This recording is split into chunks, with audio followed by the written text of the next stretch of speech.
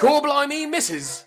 and Misters, all are applicable here within episode 119 of the Warhammer 40,000 podcast, known universally as Look Out, Sir. The worldwide phenomenon. I think I said it right the last time. Brought to you by myself, Dan, and my good buddy, Phil. How's it going, Phil? It is I. I'm here. Yes, thank you very much. I'm doing well, actually. Yes, I'm good.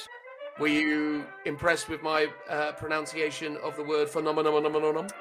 It was exquisite. It is one of the words I struggle with, unfortunately. For whatever reason, that is quite a tongue twister. Oh my goodness. I'm exposing all sorts of flaws in my ability to do this. I was trying to pronounce Sigismund earlier today, and that took me a few attempts to get it right. What was it about Sigismund that was causing you to result in a tongue I think twister? I was just saying Sigmundsson? Sigmundsson? Which one is it? Old Sigmund. It could be any of those.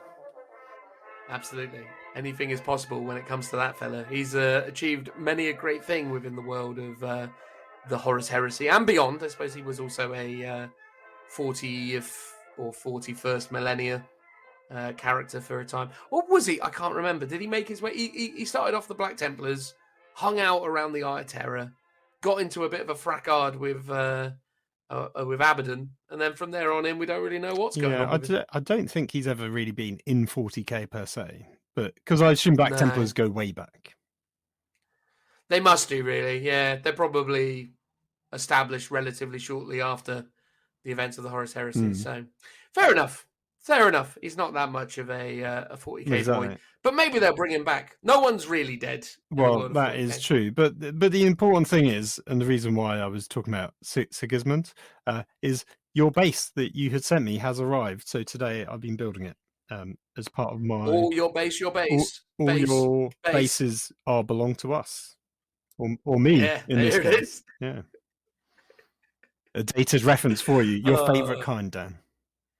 Absolutely. What isn't better than internet memes or viral videos, as I suppose they were back then, from 2003 or 2, potentially early internet days. Indeed it was. Back when Phil was making videos about RSS feeds on his weird little YouTube channel, where he had a bit of a throw going on. Oh yeah, let's not talk about that. That was a work thing, actually. that account was that a work thing? Work, yeah. Can people? Not that I'm going to say where they could find it, but does that still exist in the world? Where did I see that? It's on. It's out there. It's on my YouTube accounts, not my Beyond the Tabletop account. So. Oh, there you go. Something for people to hunt down and enjoy. I mean, to be fair, even with that RSS feed knowledge, Phil was unwilling to make the website back in the day to host the RSS feed for this podcast. So we're having to use a third party. Well, I think the trick is you still need to use a third party. The website is just an extra layer feeding into that RSS feed. There we go. Well, anyway. On the topic of things, because I got nothing. What are we talking about today? Well, the community had voted. Is it Gene Stealer Cult or Custodes? You know the answer, Dan. In fact, everyone knows the answer because it's in the title of the show. It's Custodes. So that's what we're going to be reviewing today and talking about. I'm sure in the outro, we'll hopefully get a bit of hobby chat and maybe talk about those elder reveals as well. The extra elder reveals on top of the reveals that we talked about in the last episode. Yeah, we'll get to that in the outro. But the core, content, the custard cream, as it were. Shiny golden boys. It was interesting because the votes were initially swinging towards Gene Stealer Cult, and there was some not outrage. There were some comments saying people really wanted to see Gene Stealer Cult in the comments, and ultimately, Custodes won. Well, there you go. That's kind of like how I imagine it would go, though, right? You get the initial uprising of the GSC, and then they are steadily suppressed by the Custodes. Warzone terror, it is. So fear not, we're talking about Gene Stealer Cult next week because we are doing back-to-back weekly episodes. This episode, the following episode, hopefully not the one after, although up for pre-order is already Warzone Nakman, so there's at least 2 more books to talk about. Will it ever stop, Dan? Will it stop? I don't know. I don't know, mate. I don't know when we're ever going to get around to going fortnightly, because we're going to have that doubles that we're going to want to recap on as well. Recap. I think we can probably Squeeze it in. Let's talk We'll about it in the squeeze it outro. in. We will, much like this 5-star review.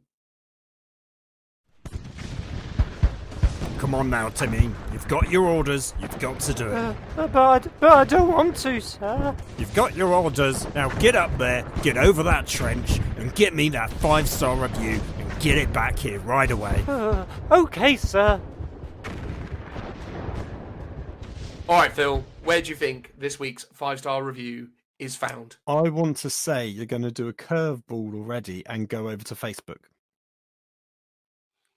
My goodness, he's in my brains.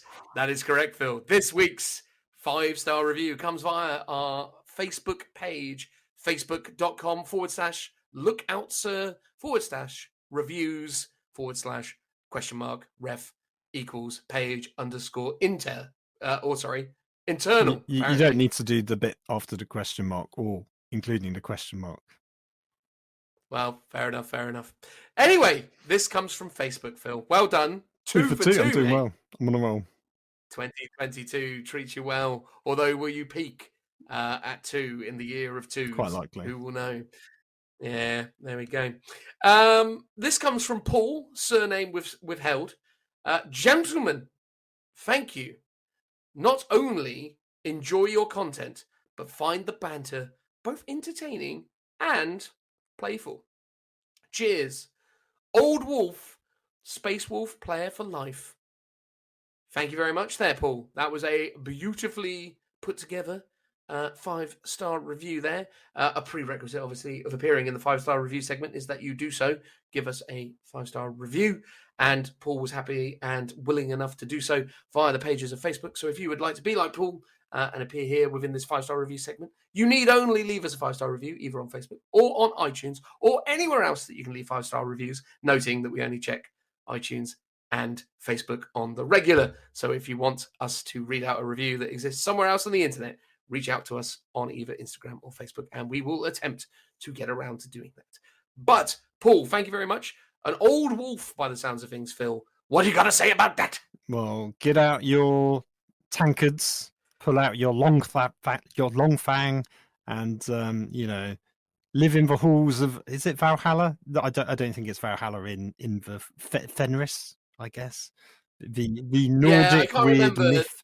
They must have the afterlife of Valhalla, but probably called something else, I'm guessing. Yeah, for some reason, I can't remember all the words, but yeah, it's like it's all sort of 40k adaptations of that whole kind of thing. They take enough of it, but also have enough of it. They spell it ever so slightly different to be unique.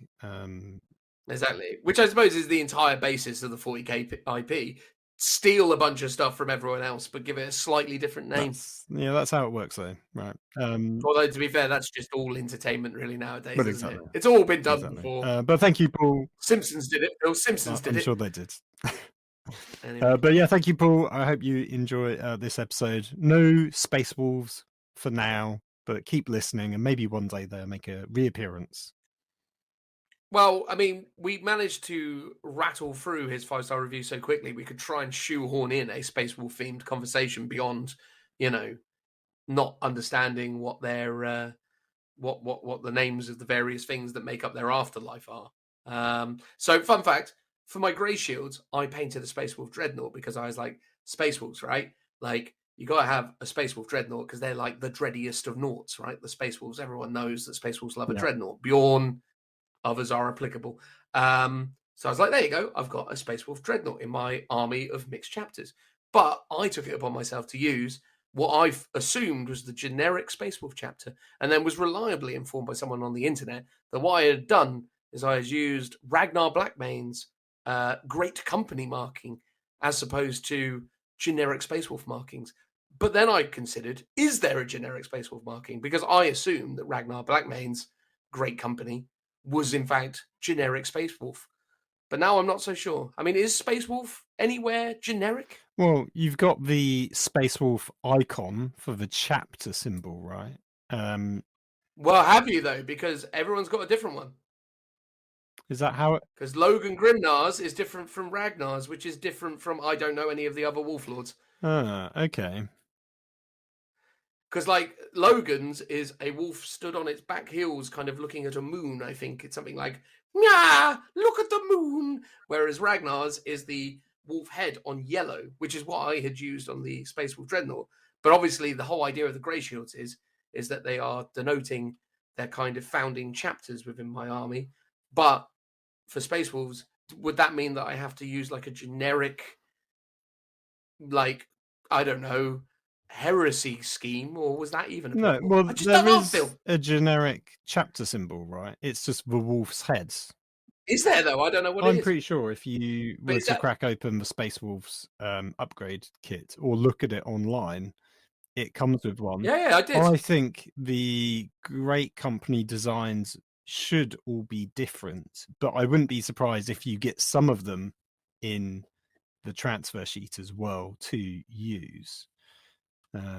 I think the ones in the transfer sheet, if I'm not mistaken, I haven't got it in hand, but they're all very Ragnar Blackmane-y, is basically where I was going with it. So what I had assumed was just generic Space Wolves turned out to be Ragnar Blackmane. I don't think Paul, the old wolf, would have made that mistake. I assume he would know better Actually, than do you know what? The Ragnar Blackmane one, I'm just looking at them online, looks like the generic one to me. I thought that as well, Phil, but according to people on the internet, I'm wrong.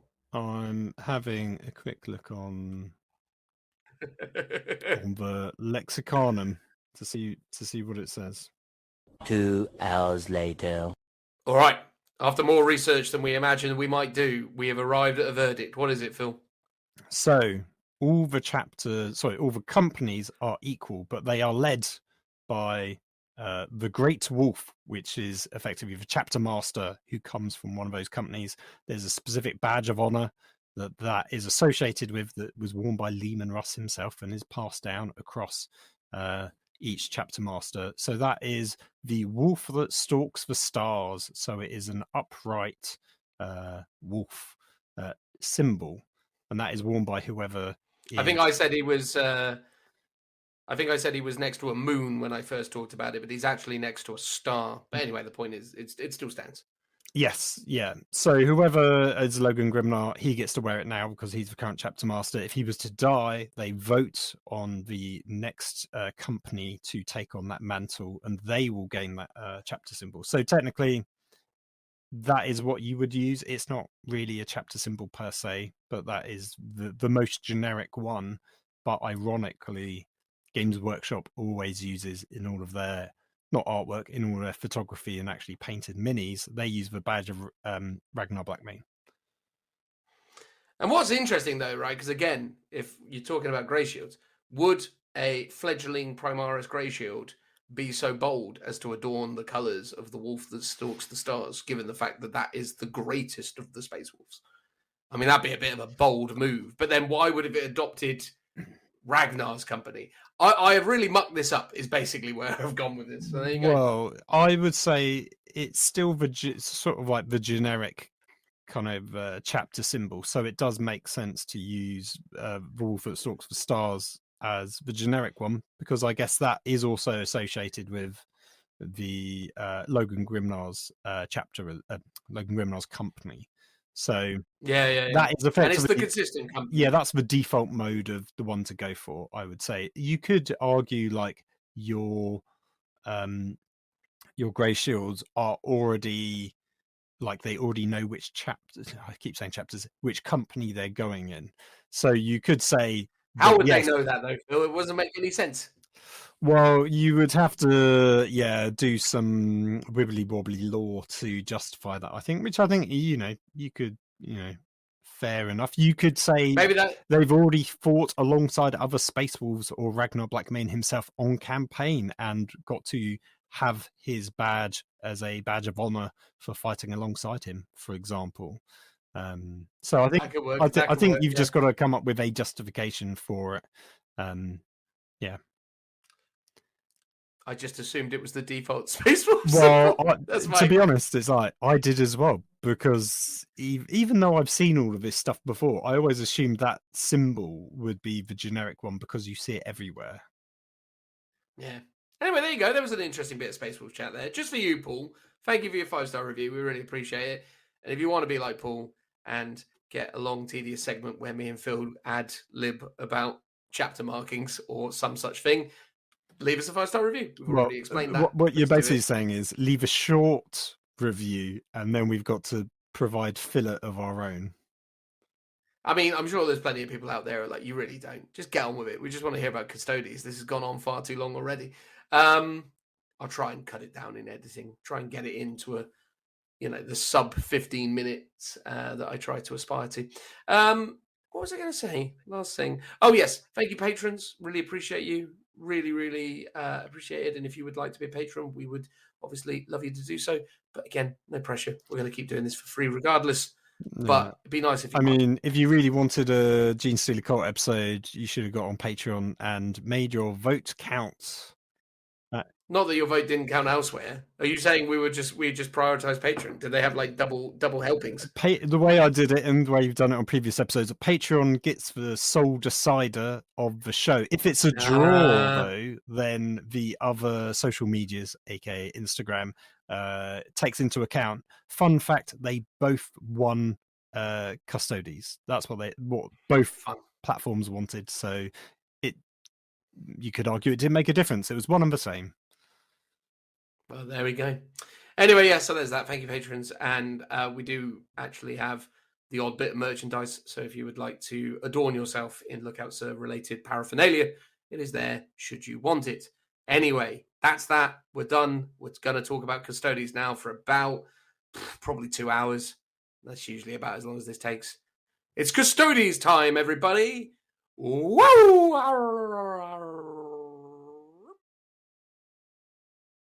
All right then, everyone. You know what the score is. We're going to talk about Custodes, the new Custodes found within the pages of Codex Adeptus Custodes, which should have probably have been called Talons of the Emperor. Why was it not called Talons of the Emperor, do you suspect, Phil?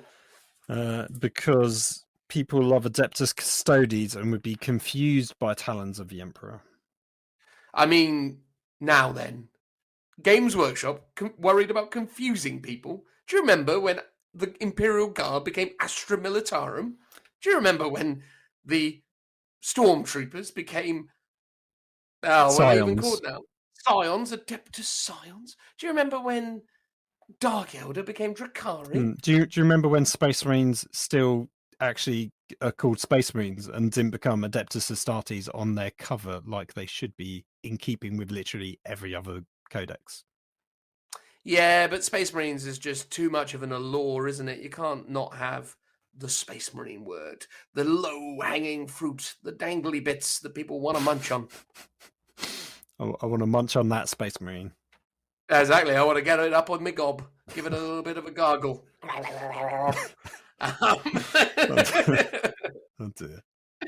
Anyway, the point is that, yeah, no, you can't not use the word Space Marine because it's, even though that they appreciate that they can't, license that necessarily, they do. So, yeah, I don't know. I kind of find it weird. I would have thought, given the integration of Sisters of Silence into this book, they would have gone with the Talons statement, but they haven't. So that's fine. And that kind of does preface one of the main kind of aspects of this book from the outset, which is it is a really exciting development for Custodes, because no longer are you just Custodes. You are effectively Talons of the Emperor. You are now a fighting force akin to what was present during the events of the Horus Heresy. Much more synergy between the Sisters of Silence and the Custodes, which is fantastic. Already, I'm a fan of this book because of that synergy. It was stupid that it wasn't the case in previous adaptations, so I'm really happy that they've seen sense and they've amalgamated it. There is some stuff in here that's, it's a 9th edition codex. It's going to have some nuance to it. Often a word salad has been used where a handful of words could have been done instead. But overall, just getting into it from the offset, there's some interesting stuff going on in the book. I think it's got some fun elements to it. Adam, friend of and constant listener of the show, who, to be fair, actually asked whether he could appear in this episode, and I forgot to get around to asking him. So, Adam, when you're listening to this, sorry, mate. It's not that I didn't want you to. It's just that I completely forgot that you wanted to. So, that's my bad. Phil, could Adam have come on the show even if I'd asked? Ooh. There we go. That's your real answer, Adam. Anyway, the point is that the thing that I've heard from him as a regular Custodes player, and the point of frustration that he has aired multiple times, is the consistent damage 2. Apparently, that is a bone of contention for Custodes players, because I don't know if you've heard, Phil, but there's a lot of stuff in the game now that has -1 damage. Yep. Are you familiar with this? Yeah. So having consistent damage 2 on all of your weapons does somewhat diminish your combat efficiency. As a non-Custodes player, I have also heard this in the ether as well. Yeah. Have you? I was at an event hosted by Adam down in Poole on the weekend, and I must have heard him talk about damage to Custodes. Like, at least once every 15 minutes, I could hear him talking to someone going, why are they only damage 2? So, yeah, I think that is a legit bone of contention. But I do think there's a lot of interesting stuff in here. And we've seen leaks already. I mean, I've seen leaks. I don't know if you've seen them, Phil, that there are some consistent point reductions on the horizon as well for the Custodes versus the points that are available in this book. So it does seem like Games Workshop are aware that they do have some potential power level issues that they needed to address. So already we're in a situation where this book is going to be updated with more appropriate points, hopefully. So, yeah, be interesting to see how that goes. Yeah, no, for sure. It's interesting that these are coming out almost back to back, but the points are completely different or are being adjusted, which kind of leads to the implication, and I think everyone knows this anyway, that this book's probably been delayed quite a while. So probably this either went to print or was due to be printed a long time ago, and it's just been in the backlog. And then since then, they've reevaluated the points cost, which is why there's that difference. From the outset, though, I mean, in terms of a book, as always, it is a gorgeous tome. I think not enough is really said by us about the quality that Games Workshop achieve with these books time and time again. Sure, they've got some grammatical errors and a number of rules-related situations that could have been, better ironed out or worded more efficiently. But from an artistry perspective, I think there is some beautiful artwork in here, some really great images, some new artwork that looks really great, some really cool painting sections, some, good photography. The new cover art, I've got to be honest with you, the only thing that unsettles me about this cover art upon holding it in my hands is the Custodes to the right of the image, the helmeted one. His 3 little black gems kind of make him look like he's got some kind of insect face, which unsettles me, Phil. Okay. You're not freaked out by the weird gribbly veins around the unhelmeted Custodes in the middle, where he looks slightly unwell? I just assume he's had a few too many scuffles, mate. That's always the assumption there. His face is held together by the Emperor's will. Well, exactly. It's suitably grimdark. Yeah, I'd say so. I think this not necessarily as grimdark as Gene Stealer Cult, but we're going to talk about that when we talk about that. That Gene Stealer Cult artwork, goodness gracious! But look, I mean, solid book from top to bottom. Noticed as well, Phil, a new addition to the Codex, string. Oh, so do normal codexes not have a bookmark? I don't think so. I haven't got any to hand right now because I foolishly left them all downstairs. But this is the first time I can remark upon seeing a bookmark in a codex. That, or I've just never paid that much attention. No, yeah, I can't remember. I definitely remember the Warzone ones had, because the last one didn't have it. But yeah, I can't remember actually about the actual codexes. I'd assume they'd have them. You never know. What that might have been was that they were like, okay, cool. Maybe this was supposed to be a Warzone book in the print run. So maybe from an ops perspective, they had assigned it this bookmark. They basically put the wrong bookmark checkbox in the wrong Excel spreadsheet, and this book has got it by mistake instead of the Warzone book, is what you're saying. Quite possibly. Anyway, that's that all aside. Let's get into the rules of it, right? So, as is standard with a 9th edition codex, the rules are all over the place. So, we're going to have to figure out the best way of attacking this. We'll start with detachment abilities. We'll roll over to their poses, because their poses are the new gimmick. Because for anyone who doesn't already know, right, like the gimmick of Custodes has been historically, they're well-ard, they're well-fighty, and they've got good invuln saves and obviously armor saves. So when they first introduced Custodes into the rule set in 7th edition, they had like 5-up invulns, Eternal Warrior, which was the rule that made it difficult for you to be killed, a bunch of other stuff that just added to their overall durability. They expanded on that with 8th by giving them that whole Emperor's Light thing that meant that they could nullify mortal wounds on 6s in the psychic phase, added +1 to their invuln saves, and then just gave them profiles that, you know, obviously depicted them as super elite options. I think since then it's been really interesting because the Custodes, as of their 8th edition book, have kind of dropped off as more models have come up to their level. Obviously, we were all remarking when the Heavy Intercessor came out that all of a sudden it's a Space Marine that's toughness 5 with 3 wounds, and it's like, well, that's a Custodes stat line. Okay, fair enough. It didn't necessarily have as many attacks or didn't necessarily have as good war gear for the combat sequence necessarily, but you know, it has sort of dampened the appeal potentially of the Custodes within a broader, more competitive mindset, and that's why we've seen in the competitive scene more people leaning into the Space Marine, or not Space Marine, sorry, the Dreadnought builds for Custodes. But this is a new take on them, new rules, new ideas. So it's going to be interesting. But yeah, the new gimmick on top of all that durability seems to be that they can get in different poses, and then when in those different poses, they are better or worse at certain things, or consistently better at certain things. I don't think they ever get particularly worse. Do you think that's a callback, Phil, to when they used to be dudes in leather trousers and weird face masks? Oh, possibly going back to the old Rogue Trader era. Yeah, possibly. Yeah, I think There it's was all that weird artwork, wasn't there, of them doing like poses in there, or was that text-to-speech device content that did all that weird Custodes stuff back in the day? I mean, it could be both. Well, who knows? Who knows? But mate, let's get into it. Talk to me about it. Adeptus Custodes, detachment abilities. Take us from the top. Right, I'll try and summarize it because we don't need to read through it per se, or at least No. I'm going to try and summarize it. It's a normal detachment. You've got to have certain stipulations. They've all got to be Adeptus Custodes or Anathema Psychana, which is the Sisters of Silence. They can also have Agents of Imperium and Unaligned, and if they do all of that, they get these extra benefits. There's a big long list, which basically means see the abilities to the right, which we get through in a minute. So they get those, which is Emperor's Legion, Host of Heroes, Watchers of the Throne, Shield Host Fighting Style. Only Custodes get the Shield Host Fighting Style, if I'm correct. Basically, Anathema Psychana and Adeptus Custodes gain OBSEC if they're in the troops units. Pretty standard. Everything gets that.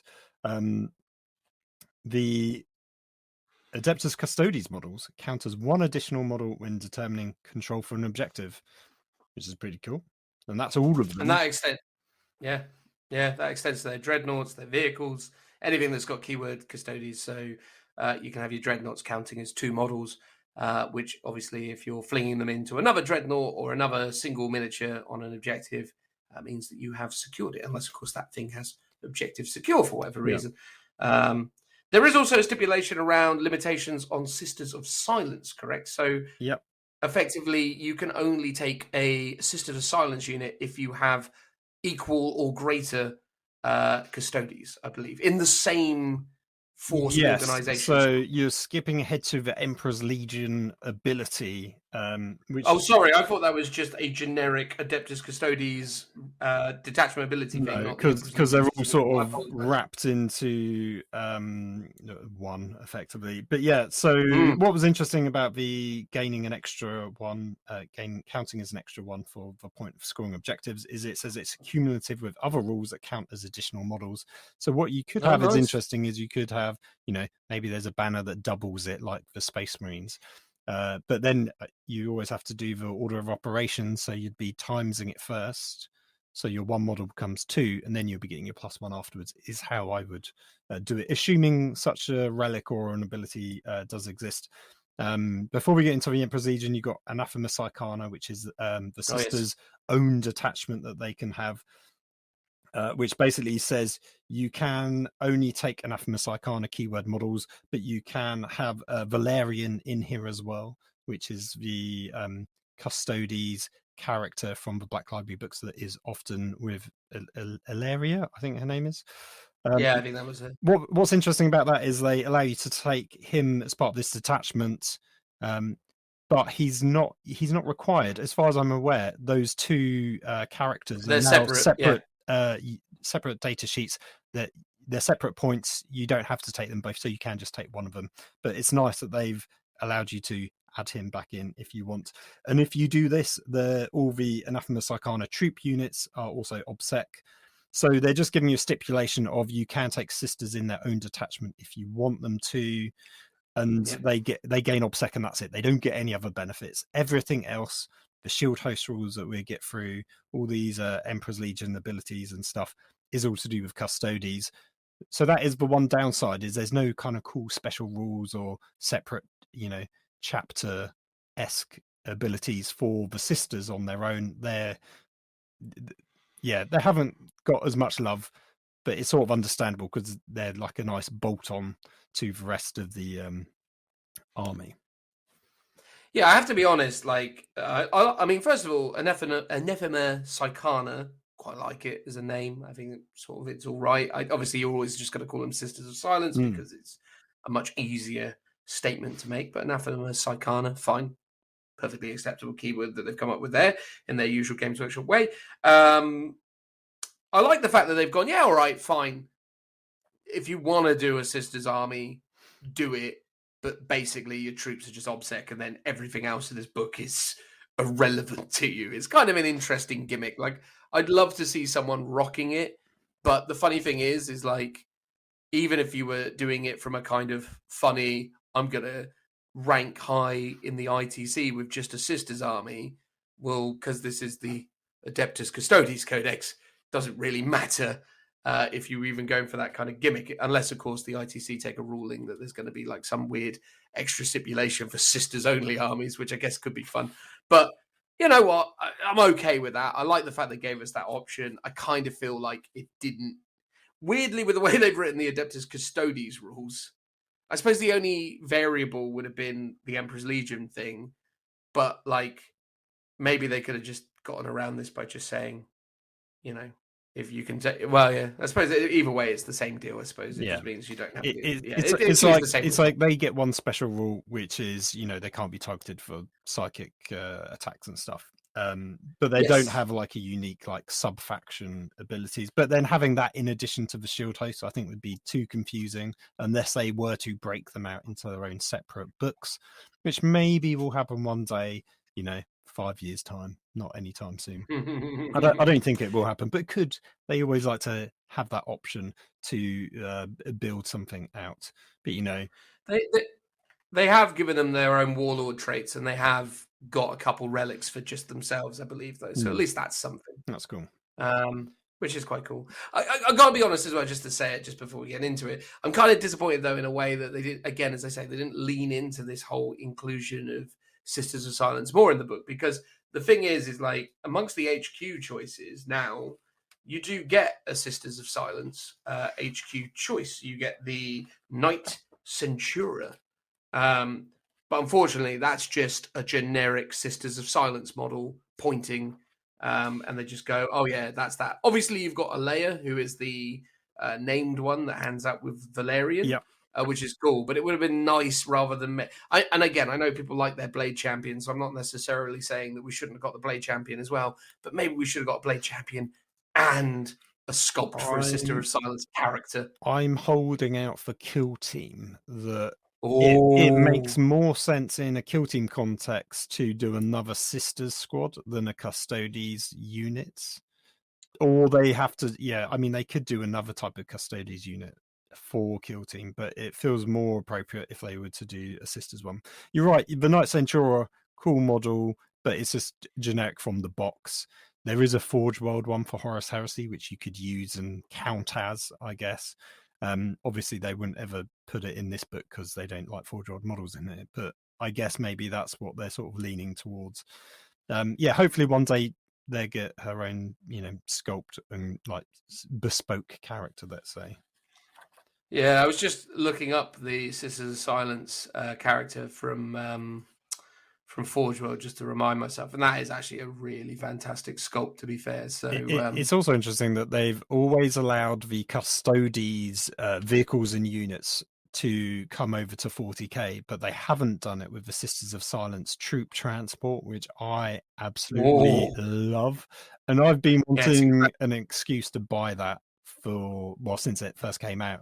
And basically at one point I was just going to buy it as a expensive paperweight to have on my desk to look good. If they brought that over to 40k, I would almost be tempted, because I do have a squad of Sisters of Silence that I use as my Crusaders. So I was like, if a push, I could do a couple more units and count them as Sisters of Silence, and then whack that transport in it just for the funsies. Well, fair enough. But yeah, that's all I'm saying. I would have liked it if they'd leaned more into Sisters, because I think that's one of the things that's actually really special about this book, and one of the things that I think Custodes players will come to really appreciate over time. I think a lot of the more interesting builds will probably include a few Sisters units here and there because they're cheap. Yeah, efficient, I mean, you could have given them like a specific detachment ability if you include Sisters of Silence, or what I suspect instead what we'll get if we go through the stratagems. Hopefully there will be some combo stratagems for using Sisters alongside Custodes to buff one or the other units. So working in tandem actually makes sense. Totally. Speaking of which, so the Emperor's Legion abilities does talk about this, so you can't have more Sisters of Silence than you do Adeptus Custodes in your Adeptus Custodes detachment. You can't have more Sisters of Silence HQ units than Custodes HQ units. And you can't ever have Sisters of Silence model as your warlord in your Custodes detachment. So that's what the Emperor's Legion is. It's specifically a bit like Death Guard and Poxwalkers. It's got to be about the Death Guard. So with these guys, it's got to be about Custodes. But then in your Anathemas Arcana detachment, you can do what you want. Absolutely. You've got the Host of Heroes ability, which is much like all of the other stipulations that people have. There are limits on captains. However, in the case of Custodes, you can have one of each captain. So effectively, you can have a shield captain that is either a kind of standard Guardian, an Alaris Terminator, a jet bike. You can have one of each, basically, in a detachment. Obviously, you'd need a detachment that could take a multitude of different HQ slots to take every variable. But at the end of the day, that is actually quite a nice restriction, because typically, as I say, like a Space Marine player or various players of various other armies, Necrons, whatever, you get one Overlord, you get one captain. In this, you can get a few extra captains, which is essential to the way that Custodes play, really. So that's a win for them, I'd say. It feels odd, but I assume that they don't fight in companies or in a similar way that you would think of a Space Marine or an Imperial Guard army. So because they're a bit more freeform, that's why they can take more of these shield captains. They're like jazz, are they, Phil? They are indeed. You've also got the Watchers of the Throne rule, which is basically for Lookout Sir. It's basically the same as the, or very similar to the Objective Secured rule. So for the purposes of Lookout Sir, Custodes infantry and biker models count as 2 models instead of 1 when you're protecting your character models from the same shield host. I would have preferred it had they just said that each model's worth 3. I would have been much more in favour of that, because 2's weird.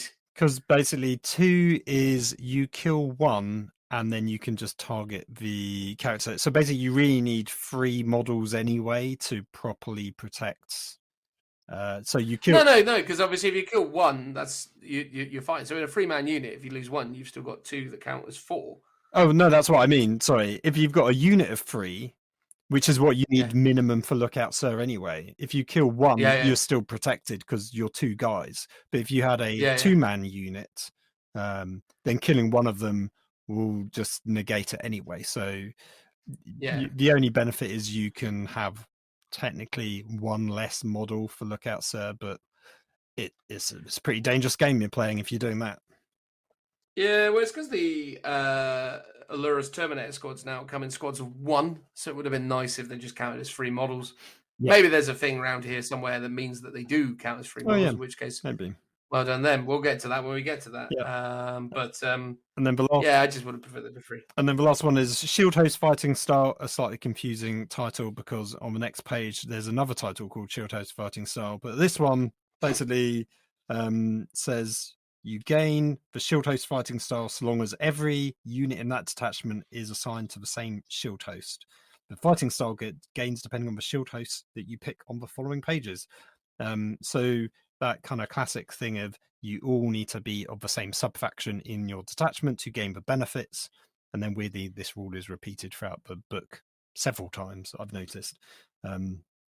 So rather than talking about the Shield Hosts, we need to skip ahead to page 88. 88, yeah. Because so yeah, basically the Shield Host fighting style things is just chapters, right? Like that's yes, your Shield Host is your sub factions where you get your warlord traits, your stratagems, and your relics, plus your Shield Host fighting style, in addition to the Martial Qatar, which has its own fighting style.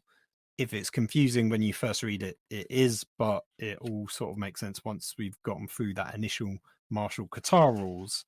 But before that, we have some other abilities that we've got to talk about, which is Aegis of the Emperor, Daughters of the Abyss, and From Golden Light. So I suppose we may as well do those, and then we'll get on to the last of the abilities, the old Qatar, and then go back. So Aegis of the Emperor, you'll remember this from older editions.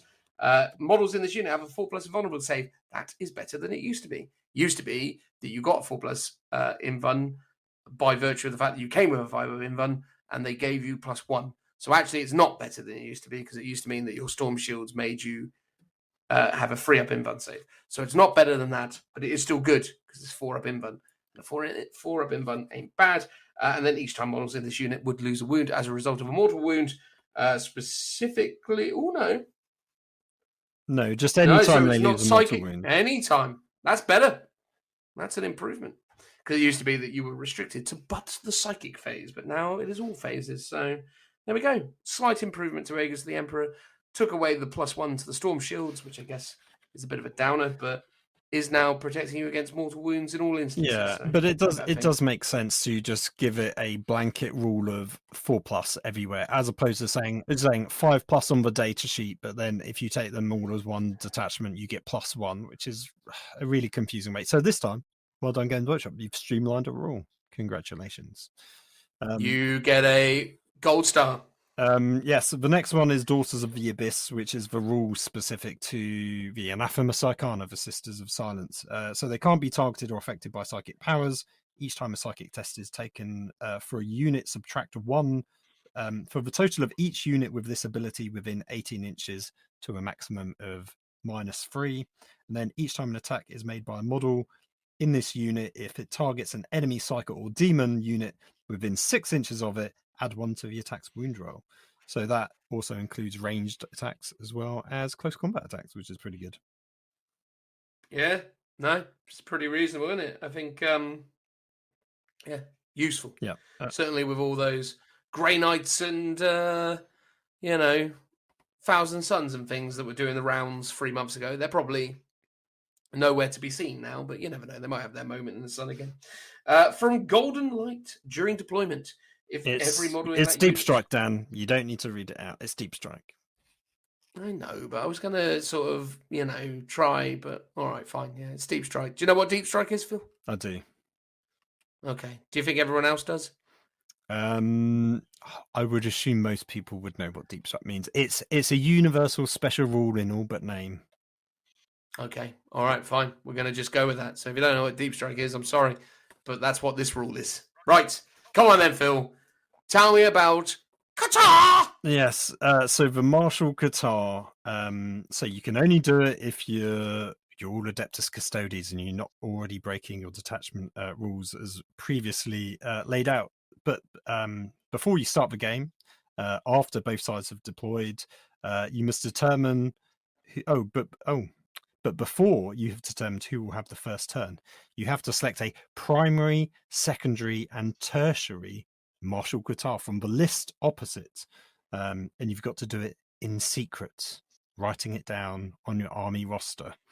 I do love writing things down in addition to everything else I've got going on. I know there are 6 stances, or there's 6 martial Qatars, and each one has 2 stances. So there's stance 1 and stance 2. And then I will try and summarize how this works. In fact, no. Please, Phil. In fact, shall I read it out and see, so people listening at home can see how confusing it is? Each of your command phases, so long as one is available, you must select one Qatar stance to become active for your army. Each time you do so, units from your army with this ability benefit from it until the start of your next command phase. When selecting a Qatar stance to become active, the following rules apply. You cannot select a Qatar stance more than once. You must select a primary Qatar stance first, and you cannot select a tertiary stance until you have selected a secondary Qatar stance. So there is a bit of logic in terms of the order in which you have to do it. But once you select a stance of a different martial Qatar, you cannot select a stance from a previous martial Qatar. So what this means is, for example, I'm selecting the first... Sorry, Bill, I just blacked out for a moment there. What happened? I know, right. So basically, there's a list of 6 martial Qatars. You can pick 3 of them. You've got a primary, secondary, and a tertiary. So you've got 1, 2, 3. Which of the stances is primary, 1 or 2? No, the category. So they're called. So the first one is called Callistus. Then it's Conversi, and then Ductari. I mean, they're not easy ones to write down if you've got a... So is Callistus the primary? No, it can be. It can be whichever one you want. The stances, you've got to ignore the stances for a second. When you're picking your 3 to be primary, secondary, tertiary, you're picking the category. Forget the stances.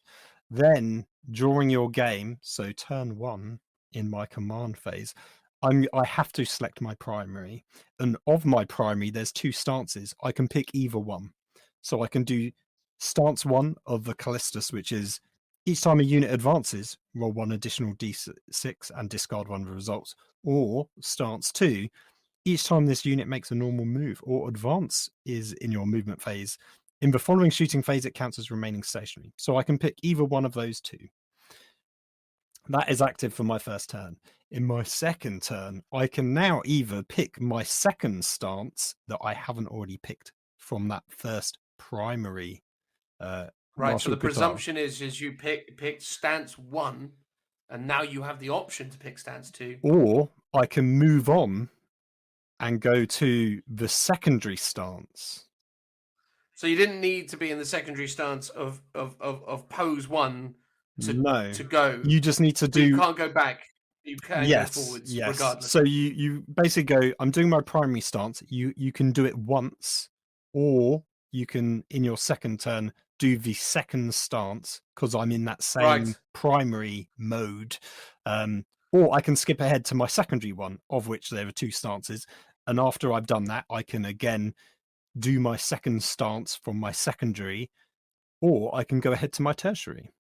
And as part of so you can skip secondary and go all the way to tertiary. No, you still have to do one of the secondaries, but you don't have to do both stances of the secondary.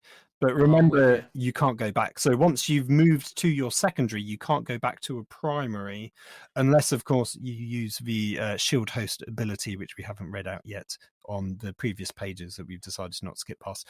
And there's also more martial stances there as well. It's a bit confusing once you get to that stage. However, these bits, and there is an example. Is that when it gets confusing? Yes, the example here, I think, not that I've given, that is in the book, actually makes quite a lot of sense. Well, read it out loud, Phil, for goodness sake. Oh my god, this is going to take a while. Okay. All right. Every model in Emily's army has the Adeptus Custodes keyword, she selects Rendax as her primary Qatar, Duktari as her secondary Qatar, and Callistus as her tertiary Qatar. In her first command phase, she selects Rendax Stance 2 to be active.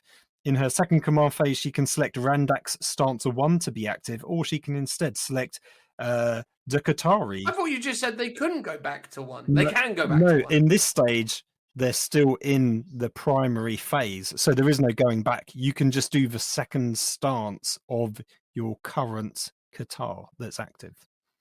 But they've just said that's 2 to 1. So No, that's 2 so to 1. if you look in the book, there is stance 1 and stance 2. That is different from the primary, secondary, and tertiary. Right. So I was saying, right. Okay. So you can start in primary. Yeah. So we'll call that 1. So she has gone 1 2. Yes. And then she can go 1 1. Yes, correct. Or she can then go on to 2 1 or 2 2. But if she does that, she can't go back to 1 1 or 1 2. But she can't then. But she couldn't at that point, at any point, go to 3 1 unless she's arrived at a 2. Yes, you can't go on to 3 without doing a 2. Gotcha. It's basically a much more complicated version of the Space Marine abilities, where you effectively have a similar thing where you've got your Devastator Doctrine, your Tactical Doctrine, and your Assault Doctrine, and you have to do one. You've got to do Devastator first, then you have to do Tactical, and you have to then do Assault. You can't skip over. So it's the same thing, but each one is split into 2 mini phases.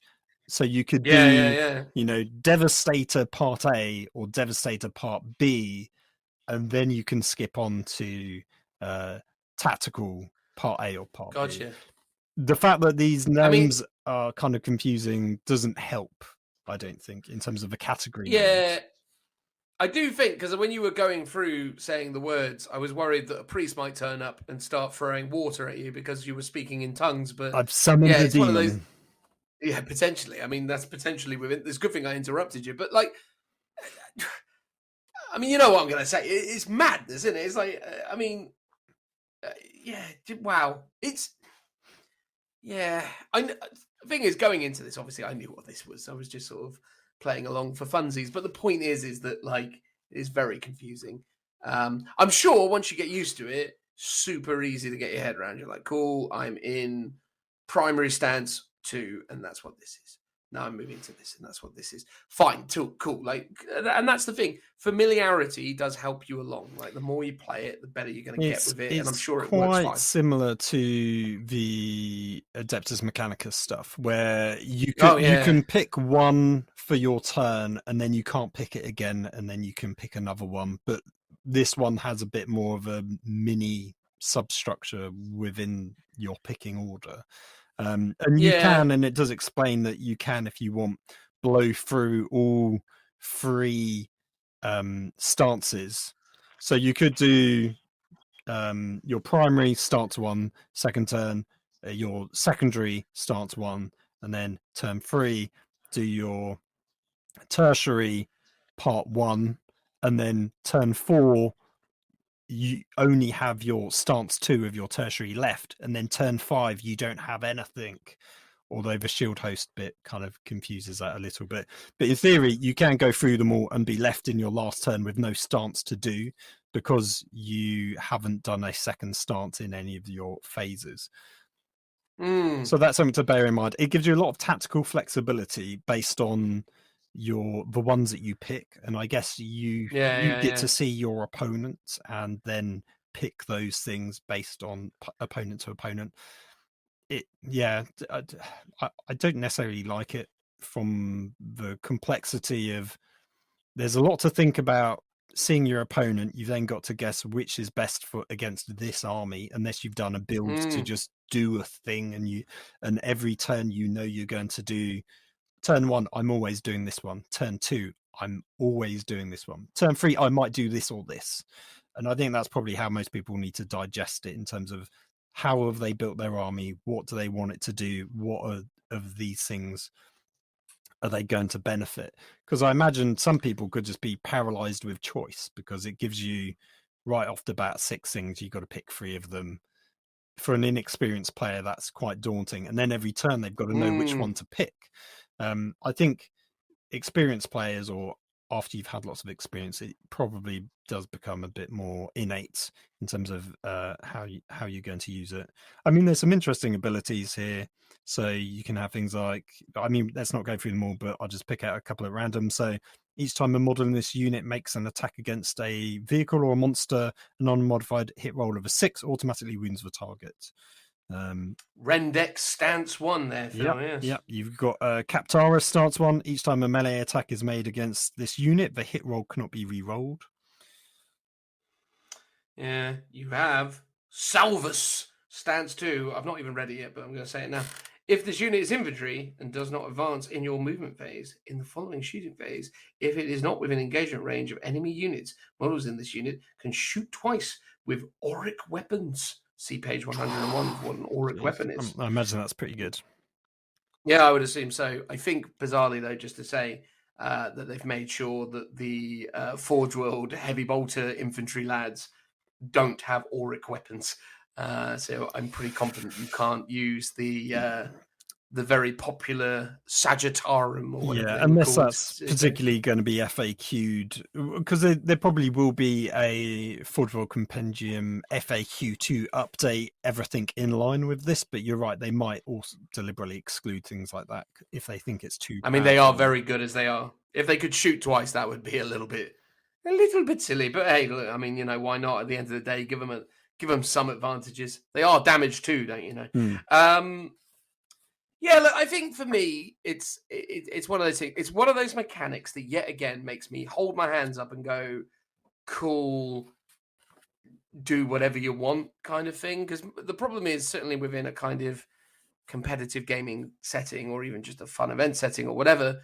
This is the kind of rule that you're just not gonna have the mental capacity to keep track of and question efficiently. So you are basically at the mercy of your opponent to play by the rules, which fortunately for us, they so often do. But it is one of those things where it is complex to the point that it is relatively impenetrable for those that aren't playing this army. So effectively, when you're playing Custodes, unless you really, really, really want to memorize all of this stuff and be confident that your opponent is playing everything by the book, you kind of just have to sort of hold your hands up and go, yeah, if you say so, mate.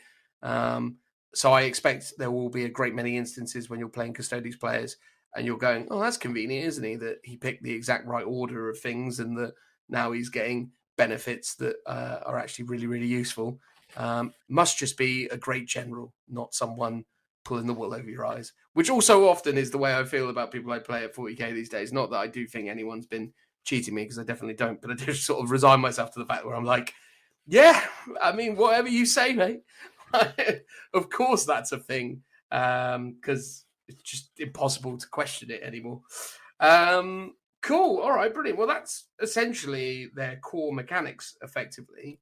They've got a Qatar pose stance thing. I really wanted, by the way, Phil, while you were explaining the stances and saying stances all the time, to rework that popular internet song, the "Ooh, you can really dance." You know that one? No. Oh, do you not? Well, I was going to change dance for stance. I was going to go, "Ooh, you can really stance." And then, we've both been stancing all this time. What a coincidence. Anyway, doesn't matter. We're going to move on because clearly Phil doesn't know what I'm talking about. Let's go back to where we were before, which is shield hosts. Yeah. Do we just want to go through all of these shield hosts, or how are we going to do it? Well, so there's an intro bit to shield hosts, which is quite important. So again, you've all got to have the same shield host units within your shield host to gain access to all of the stuff. What's interesting is, so there's no custom shield host, and there's no custom chapter abilities. There's no way to make your own. And it specifically says if your shield host is not listed in this section, it's treated as Emperor's chosen shield host for the purposes of the following rules. And that did make me scratch my head a bit, because like, if these are the only ones that have ever existed, why would you have something else? And then why would you specifically call it out? So basically, if you painted them pink, for example, in the hope that you go, well, I've done mine paint scheme agnostic, so I can pick anyone as I pick and choose. I can play any of these shield host styles between games. I can swap them out. Technically, you can't. You are forced to be Emperor's Chosen, according to this. That's a really interesting stipulation. That's my reading of it, because it basically says if your shield host is not in the list because you've made one up, I guess. I can't think of there be other shield hosts in the lore, maybe, that just don't have rules.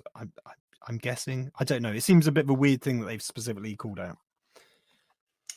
Oh, well, fair enough. I mean, again, I kind of feel like shield hosts for Custodes is weird anyway. I kind of just like the idea of the Custodes, like just make them Custodes. I don't understand why we necessarily needed to give Custodes a bunch of variables. It's a bit like in Grey Knights, yeah. Yeah. Well, Grey Knights, they didn't. Grey Knights are just Grey Knights. Oh, no, they're not. No, they're not. God, I'm wrong, aren't I? I've just remembered. No, there's like 6 different types of Grey Knight. I've just remembered now. Okay, good. Because they have their own psychic powers. Yeah, they were like pyro people, and yeah. For some reason, because in my head I remember they had like they could shift their kind of chapter tactic things, so they could do the thing with more wounds, or they could do multiple spells. Yes, no. I was like, oh, that's what they got. I was like, no, they actually did. It doesn't make any sense, but it does make sense because I guess people like choice. Good old choice. So Emperor's Chosen, what is that? So Emperor's Chosen is, well, they're the generic one. However, so there's a bit more. We also need to go over the shield host fighting style. So this is extra rules about the martial Katars. So as a brief explainer, your shield host, Emperor's Chosen, it gains a shield host fighting style called Magna Imperator. It has, instead of stance 1 and stance 2, it's called trait 1 and trait 2. And then it says martial Katar Rendax. So that is the martial Katar it's associated with. Then you also get some stratagems, a warlord trait, and a relic, which we can get to. But now we need to flip back over to talk about the shield host fighting style.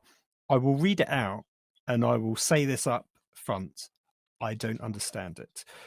So all shield host units in a shield host detachment will gain a shield host fighting style, each of which includes 2 traits, not stances, 2 traits. The fighting style they gain depends on which shield host they are assigned to. As we've said, if you're Emperor's Chosen, you'll get the one we just mentioned. Each fighting style also specifies a martial Katar. Once per battle, when you select one of that Katar stances to be active for your army, you can use this ability. So I guess once per game, if you're doing martial Katar Rendax stance 1 or 2, I'm guessing you can take trait 1 or trait 2 of Magna Imperator instead. But let me keep reading and see. That other Katar stance does not count as being selected as the active Katar stance, meaning you're not prevented from selecting it in a subsequent command phase, providing that you haven't already done so, and are able to use this ability even if you selected the other Katar stance to be active in your previous command phase. Oh my god. So hang on. So stance 1 doesn't then default to trait 1. Stance 1 can have trait 1 or trait 2, and you could do it all the time, assuming that you're in Randax multiple times. I'm assuming what it means is, because the Emperor's Chosen shield host fighting style is associated with Rendax, at one point in the game, when you want to do Rendax 1 or 2, it doesn't matter, and you've selected that to be your primary, secondary, or tertiary, up to you at the beginning of the game, you can, once per game, go, instead of doing stance 1, stance 2 of Rendax, I'm instead going to have trait 1 or trait 2 of the Magna Imperator. So you can only ever have, in theory, once per game, one of these active instead. But what it means is you can go, okay, I'm going to have Rendax stance 1, special ability, guys. I'm not doing that. I'm doing this trait instead. Then for my following turn, I can still go Rendax stance 1. And then for my following turn after that, I can do Rendax stance 2. Because that technically I've not used either of those things. So we're asserting that you're not going Rendax stance 1 plus trait 1. We are saying that you are going in Rendax, but you have chosen trait 1. And then it's theoretically plausible that you could constantly go trait 1 of Rendax Magnum Here's the Imperiata? thing. Because they say you can do it over and over again. No, you can only do it. Well, let's read through it again. So each fighting style also specifies a martial Qatar. And hold on, I'm just double checking. Yeah, so it's shield host fighting style. That's what we're talking about. Yes. Once per battle, when you select one of that Qatar stances to be active for your army, you can use this ability. But there, when they're talking about stances, they're talking about the martial Qatar, not the fighting style. Oh my god. So there's a fighting style, there's martial Qatars, and there's a Qatar stance. Okay, if you do so, that Qatar's other stance also becomes active for your army. That other stance. What have they done to this film? I'm getting confused now because now it's making me think this is actually right. Okay, so I'm going to read the first paragraph again. Sorry, people, this is very confusing. So, all shield host units in a shield host attachment will gain a shield host fighting style, each of which includes 2 traits. The fighting style they gain depends on which shield host they are assigned to. So it could be you've got one of 2 options. Could be that you've got these trait 1s, trait 2s, and that you can. Do you assign them? Sorry, you've got your fighting style of Magna Imperator. Is that one of your? Would you select that as a primary, secondary, and tertiary? I mean, probably just to make your life easier, you would do, yeah. Because that I is. assume that you just put it in the mix. But that says you select one Qatar stance to become active for your army, whereas this is so then you a fighting style, but has a martial Qatar associated with it. So, but then it says each fighting style also specifies a martial Qatar once per battle when you select one of that Qatar stances to be active for your army, which makes me think it's the martial Qatar that is your primary, secondary, and tertiary. It says if you do so, that other Qatar stance also becomes active for your army, which is stance 1, stance 2. So this is actually saying, let's say you go Callistus, it's your primary, stance 1, turn 1. You go, I'm activating this ability, which doesn't really have a name, but I'm activating it. And it means I get stance 1 and stance 2 activated together in unison, is what this seems to be implying here. And then even though I've selected that stance 2 as a bonus, in my second turn, I can still select stance 2 again, because the bonus ability that I've just activated doesn't count for the purposes of normally selecting it. That to me is what that means. And when I read it yesterday, that is what it read. But I still don't understand how the fighting styles with the Magna Imperator and its associated martial Qatar operates, because that specifically talks about traits, not stances, and all it says is units in a shield host will gain a shield host fighting style, each of which includes 2 traits. So the only thing I can assume is that you gain these 2 traits and they're active all the time, and maybe you have to select a martial Qatar of Rendax, or that is the one that you select, that you have to select to get your bonus your bonus double stance in. I'll be honest. Actually, no, that is it. That is it. I've worked it out, because that's it says. Okay, go on. Tell me what it is exactly, right. Then. So, all shield host units in a shield host detachment will gain a shield host fighting style, or each of which includes 2 traits. Even though this is talking about fighting styles and martial Qatars, it's just a thing they get. So, your Emperor's Chosen gain your Magna Imperator trait 1. Each time a unit with this trait is selected to shoot or fight, you can reroll 1 hit roll or 1 wound roll when resolving that unit's attacks. Plus, each time a model in that unit with this trait would lose a wound as a result of a mortal wound, roll a d6 on a 4+, that wound is not lost. So those 2 things, they're active all the time. But they're called traits, not stances. They're not actually anything to do with your martial But Katars. do you need to be in Rendex No, for them to be this is active? completely separate, even though it's under the same category heading, and even though So what's the significance of me associating it with a martial Katar? right, so the martial Katar Rendax is the second the second part of it, where you go, if I'm doing Rendax at any point in the game when I'm selecting Rendax part 1 or part stance 1, stance 2, I can say I'm using this ability and I'm gaining the other stance for this turn. So Gotcha. this shield host specifically can only activate both stances on Rendax because that is the one Right. that is listed. Oh my god. Sorry everyone, but that is confusing to work I mean, out. this is one of the joys and the frustrations of this podcast, because what we basically do is we read this raw. Like, me and Phil just record our first reactions to the book. We skim it beforehand, and we listen maybe to like one person on the internet who gives a much more informed opinion than probably we do, and we go through this process together. What I like about that is we go on journeys of discovery often, where we try and work out this madness, but it does often mean that you get to listen to the madness yourself. Don't worry, I've heard people like Mikey and Mikey from House on Wargaming and Pardo have both said that they don't fully understand it, and they've had the books for weeks. So the fact that we cracked it before them, I mean, I'm sure they get it, really. I'm sure they've already sorted it, but we'll take that. I think here's the only thing I'd say about that. I was just going to say, the reason why it's confusing is this is under the category Shield Host fighting style, and they talk about a fighting style. Then the martial Katar, which one would assume, having read the rules, is a form of fighting style, and that you have stances.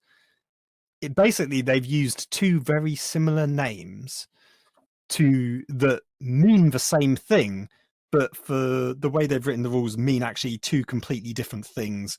So I sort of wish they would just put them under different headers, give them completely different names, so there's no confusion between the two.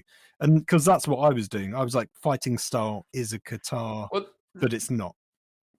The thing I was just about to say, though, as well, is it's really ridiculous that they've also demonstrated or illustrated the traits in a similar graphical layout to the way they've illustrated the stances, which again forges this kind of visual association. You look at trait 1, trait 2, and you look at stance 1, stance 2, and it's laid out the same. Typically, in Games Workshop publications, a trait would just be described as a rule. So you would just have a subheader of Shield Host Fight Style Magna Imperator, and then it would just normally say you would just get each time, and you just get 2 bullet points. Yeah, normally you would just get 2 bullet points. So the fact they've called it trait 1, trait 2, I think is confusing. And it confuses it. Unless there are rules later on which specifically talk about trait 1, trait 2, because to me there's no switching these on or off.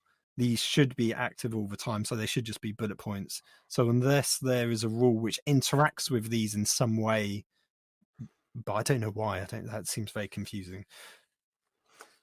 I mean, I think the thing is that, yeah, again, it's a beautiful example of current rules writing where that bloat is very real and it's difficult to interpret. But we've done it.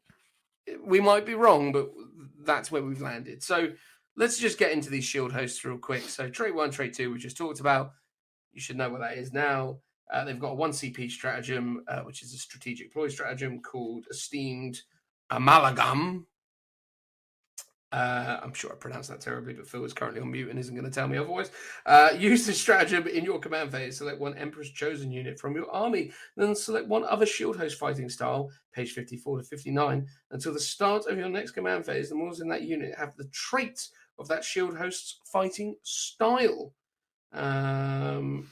So there you go. So yeah, basically that's sort of what I was just saying. But again, this could still be bullet points because there's no reason why they need to be trait 1, trait 2. But this ability is cool. It basically means whenever you use a stratagem, and it's only 1 CP, so every turn you can have a different shield host fighting style. So 2 different abilities. which is cool, but again also means you've got a lot to memorize. Now you're just not remembering your own specific abilities. You've got 6 other, I believe it's 6 other shield host Well, abilities. 5 other. Oh, 5. Yes, because you're the 6th one already. 5 other fighting styles to also remember, just for you to use at some point and pick and choose them. I mean, that's not incredibly difficult if you're specialized in a codex. Like, I can tell you what all the different Craftworld abilities are, or what the greater majority of Space Marine abilities are. Like, True, you retain a true. lot of that stuff. It shouldn't be too ridiculous, but there you go. Warlord trait, the Auric Exemplar. Each time this warlord fights, after resolving all of its attacks, it can make a number of additional attacks equal to the number of enemy models destroyed as a result of its attacks during the fight, to a maximum of 4. So there you go. In a lot of, handy circumstances, you can get 4 extra attacks, which is pretty tidy. And then the last one is the Relic of the Paragon Spear. Emperor's Chosen models equipped with Guardian Spear only. This model obviously replaces the Guardian Spear. It has a range of 24, rapid fire 1, strength 5 -1, flat 2 damage. And then melee, it is strength +3, which will be strength 8 on a Custodes, because they're typically strength 5. But it could go as high as 9. And the AP is -5, Phil. That is quite the minus right there. You're carving through land raiders on -5. And wounding them on 4s as well, which is no bad thing. So, yeah, not too shabby. That's true. You're slicing through things like butter with a knife until you hit an invuln save and you donk right off of it. Well, absolutely. And to be fair, even if you were carving through the armor of something like a land raider, you're still only doing 2 damage. In a lot of instances, against anything that's an orc or a dreadnought, 1. So, yippee-ki-yay. Phil, talk about Shadow Keepers. So, Shadow Keepers, they've got the fighting style of Wardens of the Dark Cells. Trait 1 is while an enemy unit is within engagement range of a unit with this trait, subtract 1 from the attack characteristic of each model in that enemy unit. Pretty good. Pretty reasonable. Trait 2, each time a model in this unit with this trait makes an attack against a character unit, you can reroll the wound roll. Pretty good. And then the martial guitar is Captaris, which makes no sense to anyone because we probably didn't read any of those out. But obviously it ties in themes in to that one. So I guess the assumption is you'd be mad not to pick that one as one of your primary, secondary, or tertiaries. Yeah, I mean, at a glance, Captaris is very melee focused. So each time a melee attack is made against this unit, the hit rolls cannot be re-rolled. So basically, when you're being targeted, they can't re-roll hit rolls against you. And each time an enemy unit, excluding vehicles and monsters, that is within engagement range of any infantry unit from your army with this ability is selected to fall back, roll off with your opponent, adding 1 to your opponent's roll if their unit has the fly keyword. If you win, that enemy unit cannot fall back this turn. So very there you go. good. It's about making you a bit rubbish in combat with them, Yep. and then not being able to leave. That's good. So they've got a battle tactic stratagem for 1 CP Grim Responsibility. Use this stratagem in any phase when a Shadow Keeper's unit from your army, excluding vehicles, is selected as a target of an attack. Until the end of that phase, each time an attack is made against that unit, subtract 1 from the strength characteristic of that attack. Pretty cool.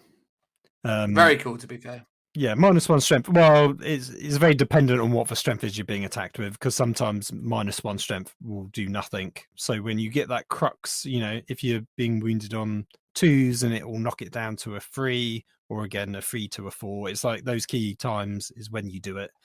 Sometimes going from strength 7 to strength 6 might not do anything. Yeah, there's only a handful of weapons that are going to wound Custodes on a 2, given the fact that they're toughness 5 majoritively. Yes. So, yeah. So but that's the thing. If you are getting shot by a strength 10 gun, the fact that you can knock it down to strength 9 and then it's mostly, I think mostly it's going to work well against strength 5 weapons, knocking them down to strength 4. So instead of wounding you on 4s, it's 5s, which is a big deal. The real trick is when you got things like Telemons that are strength toughness 8, and you're shooting them with things like melter guns, and then they go. It says excluding vehicles though. Oh no, they've made it exclude vehicles. They probably always was the case. Yeah. Anyway. So you've got a warlord trait of Lock Warden. Each time an attack is made by this warlord is allocated to a character unit. An invulnerable saving throw cannot be made against that unit. Weirdly worded, but okay, cool. No invulnerable saves against the target you're attacking. Then the relic is Stasis Oubliette. Shadowkeeper's model only at the start of a fight phase. Select one enemy unit with an engagement range of the bearer. The unit is not eligible to fight this phase until after all eligible units from your army have done so. Cool, blimey, that's a good one. And it's against a whole unit, not just like a model or anything. So yeah, that's really strong. So these guys are clearly the fighty ones. And darn good at it they are too. So yeah. I like that they also have a little piece of artwork for all except the Emperor's Chosen because they're the generic golden ones, so you can actually see what these guys look like. They are black, which is the really cool paint scheme that I like for Custodes. Well, very dark silver, I'd say. Very dark silver. Oh yes, it could be in gold the old picture. metal. Yeah, looks very good. Either way, yeah, it looks cool. Next one is Dreadhost. Their fighting style is Instruments of the Emperor's Wrath. And this is associated with the martial kata of Dakatara, which Phil will look up for us in but a moment. Trait 1, each time a model in that unit, or rather, each time a model in a unit with this trait makes an attack that targets an enemy unit within 9 of it, the armor penetration characteristic of that attack is improved by 1. And that's not just ranged attacks. So obviously, quite often when you're making melee attacks, you will have an additional AP, which is useful. And then trait 2 is you can re-roll charge rolls made for the units with this trait, which again, very strong. Another fighty one by the looks of it. I mean, they are quite fighty. Tell us about Takara Tatatai. There's no tie at the end of it. Anyway. Daktarai, maybe. Daktarai. Each time an enemy unit, so this is stance one, sorry. Each time an enemy unit piles in or consolidates, if it starts that move within engagement range of this unit, subtract 2 inches from the distance. Models in that enemy unit can move for the pile in or consolidation move, so typically 1 inch. And then starts 2, each time a unit fights, if it can use this ability, each time this unit fights, it can use this ability. If it does so, then until that fight is resolved, add 1 to the attack's characteristic of models in this unit and change the damage characteristic of weapons they are equipped with to 1.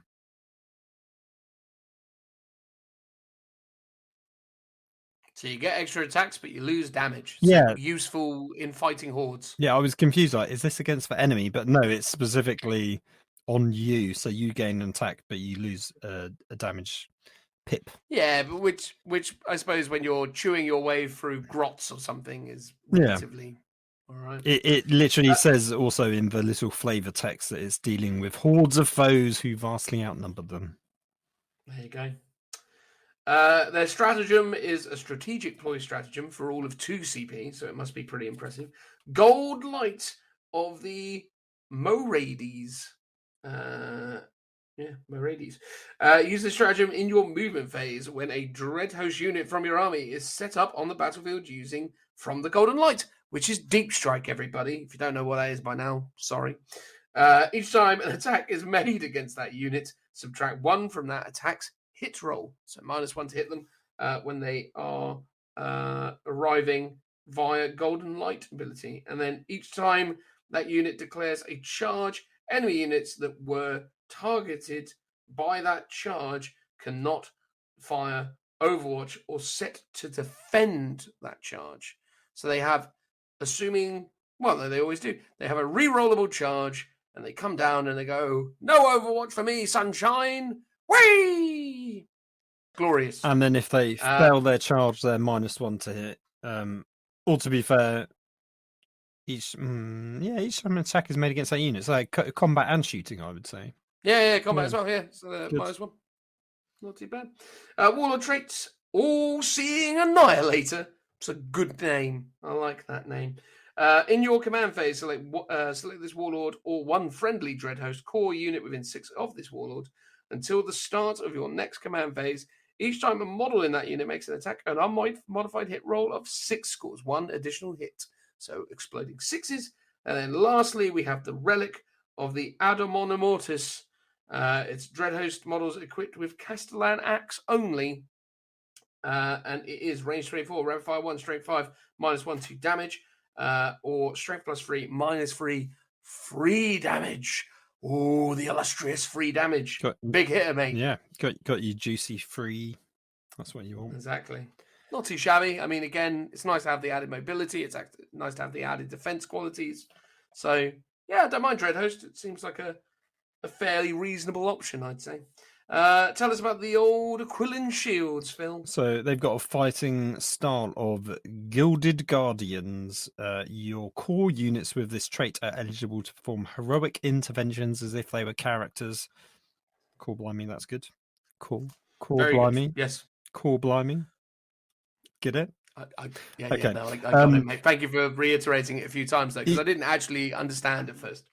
Each time an attack with an AP characteristic of -1 is allocated to a model in this unit with this trait, that attack has the armor penetration characteristic of 0 instead. So yeah, Tidy. AP -1 becomes 0. That's cool. And then the martial guitar is Salvus. May you please enlighten us, Dan. Add 4 to the range characteristic of ranged weapons models in that unit are equipped with is stance 1. And stance 2 is if this unit is infantry and does not advance in your movement phase in the following shooting phase. If it is not within engagement range of enemy units, models in this unit can shoot twice with their weapons, auric weapons specifically. Decent, I would say. Decent. So far, a bit of a mixed bag, bit of shooting, bit of close combat, bit of defense.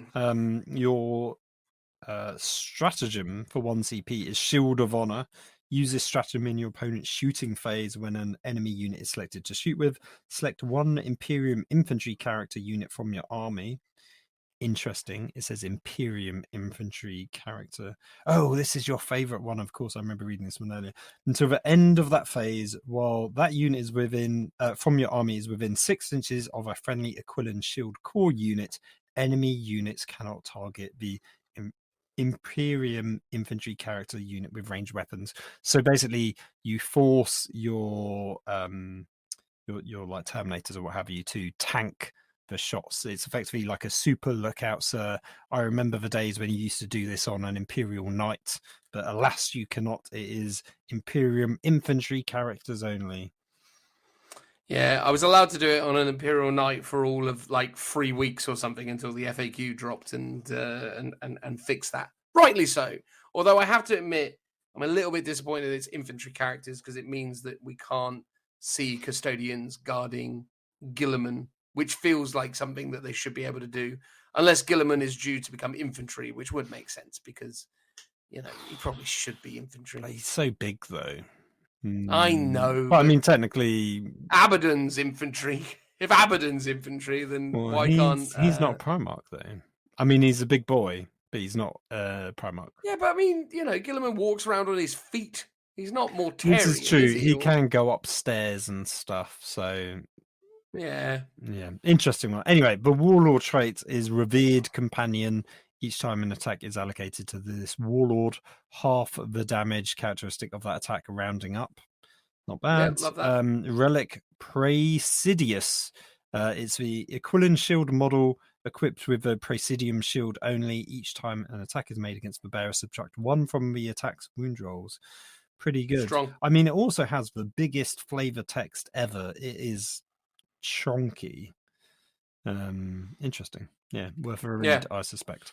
So some kind of... we ain't gonna do it. No, it's got some interesting like quite defensive based abilities, hence the name Aquilin shield. It seems quite suitable. Tell us about the Solar Watch, Dan. I shall. I am. Shield host fighting style is Talon Sortie. Trait 1, add 1 to the advance and charge rolls made for units with this trait. If a unit with this trait has the implacable Vanguard ability, Add 7 to the move character of models in this unit instead of 6. There you go. I don't know just yet who has Implacable Vanguard as an I ability. bet it's the bikes. Almost certainly. And units with this trait are eligible to declare a charge in a turn in which they fell back, which is also pretty strong. Their martial kata is Celestus. What is Celestus? Oh, I was going to say Callistus, but that's just We'll go with that as well. Would pronounce it. Yeah, so stance 1 is each time a unit advances, roll 1 additional d6 and discard one of them. And then stance 2 is each time this unit makes a normal move or advances in your movement phase, in your following shooting phase, you count as being stationary. Fairly decent. Their 1 CP strategic ploy stratagem is the Eagle Strike. Use this stratagem in any phase when an enemy warlord is destroyed by a Solar Watch unit from your army until the end of the battle. Each time a combat attrition test is taken for an enemy unit, subtract 1 from the combat attrition test. So essentially you are making the entire army's leadership worse on the assumption that you kill their warlord, which I suppose can be meaningful because you are subtracting 1 from combat attrition and not then taking into consideration other instances where you would be subtracting. So ultimately, if that unit is below half strength, you'd be subtracting 2. So 1s, 2, and 3s will be resulting in them running away. I mean, this is the kind of time when you go, I just wish this was like a core game mechanic to encourage you to kill your opponent's warlord. Like, I agree. They should, like, when you destroy your opponent's warlord, you should have an army-wide debuff either to your leadership or, like they've done here, to your combat attrition test, because then it makes killing your warlord like super important, and that is exactly how like ancient battles would play out. So it feels very, it's like one of those cool things like Game Doctor have hit the nail on the head, but just not quite done it right because they've done it for a specific ability in a Armies of Renown or somewhere, and you're like, that's so cool, just make it for everyone, because it feels like that's what it should be. I feel like you should have to take like morale tests for every unit in the army after the warlord goes, just to because you would assume that when the warlord dies, people would be like, I had enough of this, mate, I'm off. Especially in armies like Drakari and things like that, it's like they will have all been brought together for a raiding party, and then the guy that organizes it all drops dead. They're like, all right, well, time to go. Like, that would make sense. But anyway, was I reading these out? Yes, I was, wasn't I? Warlord trait Sally Forth. At the start of your charge phase, select 1 friendly Solar Watch infantry unit within 6 of this warlord until the end of that phase. That unit is eligible to charge in a turn in which it advances. And there you go, you advance, and then you go Tally Forth, or Sally Forth, sorry, and then off you go. Tally Forth, get counting, lads. There you go. You're on point with the old dad jokes today, Phil. I appreciate it. And then lastly, we've got the Swift Silver Talon, which replaces a Guardian Spear, which, if you're not already familiar with, is the main weapon that Custodes have. The bearer can shoot and charge in turns in which it fell back. This relic replaces a Guardian Spear. It is range 24, rapid fire 1, strength 4, -2 to damage. And in melee, it is strength +2, -4, 2 damage. So the main gimmick seems to be the fact that you can shoot and charge after having fallen back with this relic, which is pretty meaningful. So, yeah, solid overall. Well done then. Go on then, Phil. Take us home. One more, mate. This is the last of the hosts. So we've got Emissaries Imperatus. Their shield host fighting style is Heralds of the Throne. So at the start of a fight phase, if a unit with this trait is within engagement range of an enemy unit, it can fight first that phase. Okay, that's really strong. Each time a model in that unit with this trait makes an attack, you can ignore any and all modifiers to hits roll and wound roll. Quite strong, but very situational, where you get like minuses. I mean, minuses to hit is actually pretty strong in terms of like dense. When you're shooting, like dense cover, minuses in combat do happen, but not as often. And yeah, minuses to wound roll. exist, let's say. And then the martial kata is conservi, which I'll let you read out. Stance 1. This unit can perform an action in a turn in which it advanced or fell back. I don't need to tell you, that's incredibly strong. Incredibly strong. Stance 2. While this unit is performing an action, it can shoot without that action failing. Again, incredibly strong. That is quite the double header. So yeah, no, fantastic. Fantastic stance. Nice. Or fantastic martial kata. And the fact that you benefit from both of those as a result of being the Emissaris Imperatus is pretty solid. Yeah, No, I like that. pretty cool. That. Although it feels like there wouldn't ever really be a time when you need both stances to be active, because you can't very often advance. Well, it's army wide, isn't it? Yeah, but you can't really advance. Oh, yeah, I guess. But I mean, yeah, one unit might want to advance or fall back and do an action, and another unit might want to perform an action and shoot. But one unit won't want to do both of those things because they can't. True, but ultimately, multiple units will want to do that. You're going to fall back, and like say for example, you take raise the banners, fall back, raise banners. You advance, raise banners. There's lots of opportunities. No, stuff like that's cool. But you can't fall back, raise banners, and shoot. Is what I mean. If you were to somehow combo both stances together. Yeah. But yeah, no, it seems pretty good. So the stratagem Into the Darkness, 2 or 3 CP. This is a big hitter. It's a battle tactic. Use a stratagem at the start of the first battle round before the first turn begins. Select one Emissaris Imperatus core unit from your army. That unit can make a normal move as if it was your movement phase, but it must end that move more than 9 inches away from any enemy models. If both players have units that can move before the first turn begins, the player who is taking the first turn moves their units first. If a unit contains 4 or more models, the stratagem costs 3 CP. Otherwise, it costs 2 CP. You can only use a stratagem once. So 2 CP to move a 3-man unit. And then 4 men and above costs 3 CP. So it's expensive, but that could be quite powerful. Core, it is powerful in a lot of instances. I mean, do you think the bikes will have the core keywords? I assume not. Yes. Oh, do they? No, they. Yeah. Okay, then it makes it quite strong then. Yeah, I think that's the thing. Let me just double check the old bicyclettes. Here they are. Core keyword. Your Venerable Dreadnought's got core as well. Yep. Basically everything in this has got core. Yeah, except the only stuff characters and the other vehicles. Weirdly, I think the only stuff that hasn't got core. Oh no, even all of the variants as Sisters of Silence have core. The Vexilla Praetors don't have core, but they're kind of. That's true, but they're characters. No, they are characters. I was going to say kind of characters. They are characters, but they're the kind of characters that are characters. Yes, yeah. Okay, that's pretty good. So the Warlord trait, the Voice of the Emperor, add 3 inches to the range of the Warlord's aura ability to a maximum of 12 inches. This has already been added to the Voice of the Emperor's aura ability. Okay, the next bit. This Warlord has the following ability. Voice of the Emperor. Okay, aura.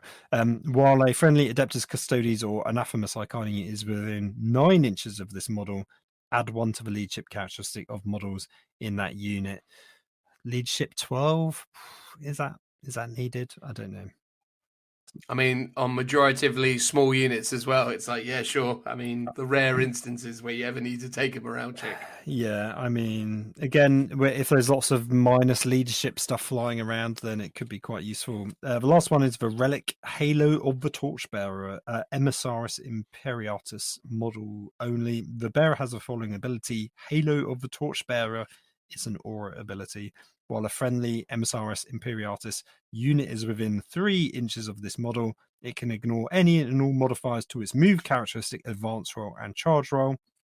At the start of the fight phase, roll 1d6 for each enemy unit within 3 of this model. On a 3+, that enemy unit suffers 1 mortal wound, or d3 mortal wounds if that unit's leadership characteristic is 7 or less.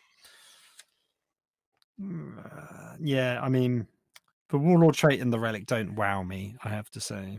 No. Um, No, I'd say overall they're one of the least impressive ones of the lot. I think the fact that they are associated with forgive me, with the action-based Qatar makes you think, oh yeah, that's cool. But then you forget that everyone can just take the action-based Qatars, which you're probably going to do if you're going down that route anyway, and you're probably going to pick in accordance to what you need most pressingly. Because I think realistically, for the sake of like building out your Qatar pattern, you're probably going to take the action-based Qatar thing as a tertiary or potentially a secondary. I think more likely you're going to go secondary. I think primary you're going to want to lean into being able to do things that are more efficient with your movement or more efficient with like certain combat resolutions. But it's good to have an action-based thing in there if you're going to build into that and have that as a strategy for how you're going to approach the game. For me, my favorite of the 6, the one that I probably would lean into the most, I've got to be honest, I think it's actually Dreadhost. I think Dreadhost seems the most interesting to me in terms of what I'm looking for. You know, the improving armor penetration stuff is decent because obviously you've got high AP, so boosting that is cool. Obviously, if you're coming up against rerolls, that's a bother, but not rerolls, sorry, against invuns, that's a bother, but that's what it is. And just re-rolling charges and the fact that you can do that whole thing where you come in and a -1 to hit, and you can't be overwatched. Admittedly, you know, Overwatch is still a stratagem, but there's plenty of instances where when you want to charge into meaningful targets, you don't want the meaningful target to overwatch you because typically a thing that's a meaningful target has the payload to be meaningful. So you don't want to get involved with that noise. So no, I like it. I like Dreadhost. I think Dreadhost for me would probably be where I would sit. Have you got an opinion on any of these? I like Dreadhost. I quite actually like Aquilin Shield because all your core units can heroically intervene, which I think is pretty strong. Yeah, I like that. Yeah. AP -1 becomes 0, which is actually really good because basically you normally for most units got 2-up save, so -1 knocks it to 3. So like mass AP -1 is actually quite dangerous for Custodes. So now anything that's -2, you're hitting on your invuln save limit anyway. So actually it means you're either taking a 2-up save or 4-up invuln save. There's no in between, which I think is actually... Or you're in cover and you're getting a 3-up. Oh, yeah, that would be the only way to get a 3-up, yeah. Yeah, I think that's pretty cool. I mean, the other one, I think the Emperor's Chosen's a pretty solid all-rounder, and I like the stratagem that allows you to take the fighting style from any of the others. So I think that's like super flexible. I think that's quite good. The ability to do like a reroll of 1 hit roll or wound roll is okay, and the 4+ saves on mortal wounds I think is pretty strong. Yeah, it's pretty meaningful. I think Shadowkeepers used to be the one that everyone used to tell you was the one to go for, but it's still I'm nice. not sure. I mean, it's still good. Yeah, I mean, you know, I think overall there's some nice options at the end of the day, and once you finally work out how this trait system's supposed to work, it all kind of comes together in a nice way. All right, cool. So next in the pecking order is stratagems. As is customary, we don't do all the stratagems because ultimately there isn't enough hours in the day to do all of those. So we are going to pick a few, read through them, and see if we don't think that there are other things that we should be talking about in addition to the ones that we end up picking. But yeah, I'll start, I guess, because I didn't do the last of the things, whatever we just talked about, the shield hosts. That's the word. So I'm going to start in the blues, Phil, in the battle tactics. I'm going to start with Avenge the Fallen, because I like the idea of avenging the Fallen, Phil. You know, it seems like a reasonable thing that a Custodes would aspire to do. Sounds very it's a one Dark Angels. No. The Fallen. Never heard of this thing you call the Fallen, Phil. Of course, Propaganda. Of course. Don't pay attention to it. Anyway, Avenge the Fallen, 1 CP. It's a battle tactic stratagem, as I've kind of indicated by saying I'm going from the blue battle tactic stratagem section. Use the stratagem in the fight phase when Adeptus Custodes unit from your army is selected to fight until the end of the phase. If that unit is below starting strength, but not below half strength, add 1 to the attack's characteristics of models in that unit. If that unit is below half strength, add 2 to the attack characteristics of models in that unit. Decent. So someone's died in your squad, and you're well upset about it, and you get more fighty. Not bad. So let's say you've got a unit of 2 models. You lose 1, you are exactly at half strength. You are not below half strength, correct? Correct. Okay, so to get the +2 attacks, you really need at least 3 models in your unit.